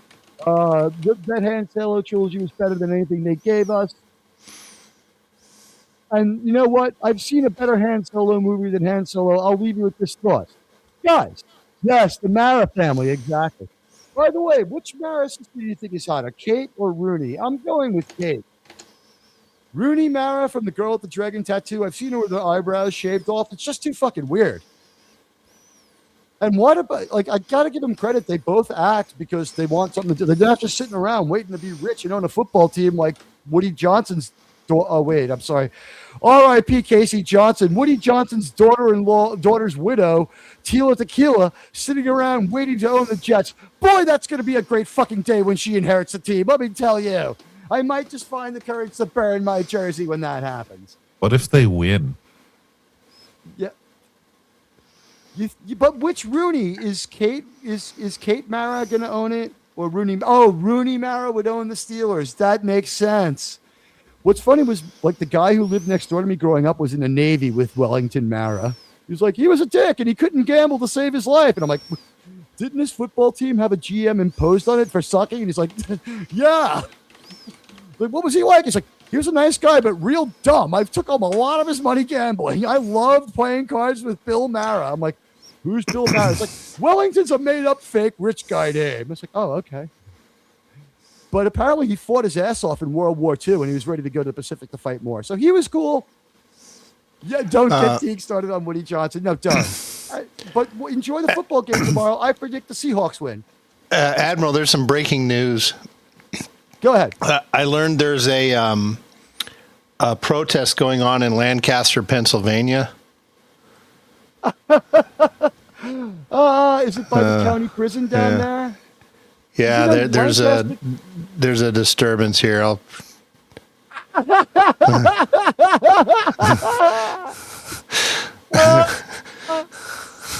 They're blocking the road there.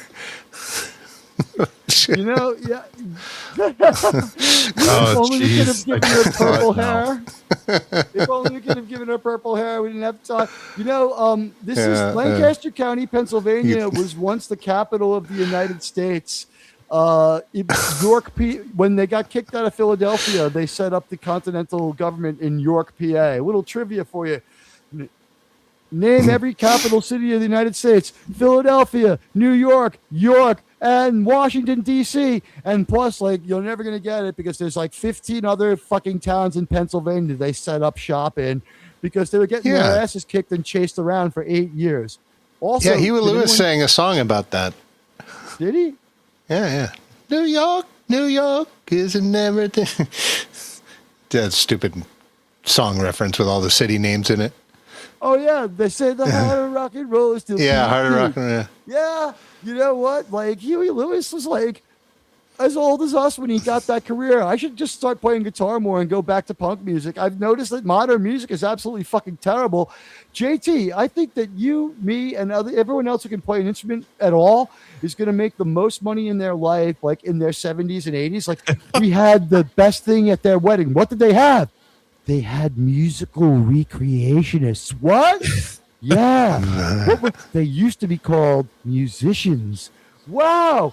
That was before they launched Voyager 6 and it fell into what they call a black hole. Yeah, they don't call them that anymore. Really? Yeah. Okay, guys. We love you all. I'll be back. I'll be back. And we'll have a member stream Monday or Tuesday. Watch for the community tab where I'll post it. And you know what? We'll have a good old fucking time. You know what? You know her, you love her. Every week ends with her. Let's put her on screen so you can enjoy her beauty. Oh, she is one hot piece of ass. Where did I accidentally delete you, Sydney? Oh no! Is she gone? I might have accidentally deleted Sydney, sweetie. It wasn't me. Oh no! It was. There we go. No, I got rid of. I got rid of one of our new Trek offers. By the way, like, you want to see, like, believe it or not, all three of these creatures are women. All three of these creatures are female. Oh, you know what? You know her, you love her. We want to thank you for your precious time spending it with us. Like, what a great gift, and so much for the discipline of going off the air at 3 hours. The word decent doesn't apply to me. I'm sorry, guys. Here she comes again. We love you all. Bye, everybody.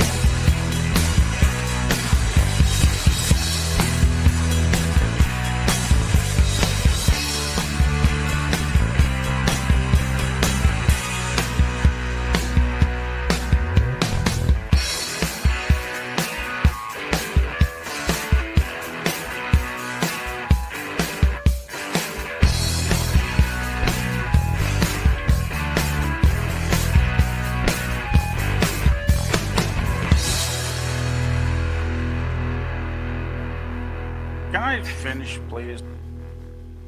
I am not a fucking asshole. Oh, yes, you are. By the way, if you want to get some great entertainment tomorrow, Sunday night, all you got to do, look at the bottom of Admiral Teague's page, and you can find these quality entertainers like Northern English Bastard and Mark D with the C and Tony. All right. We love you all.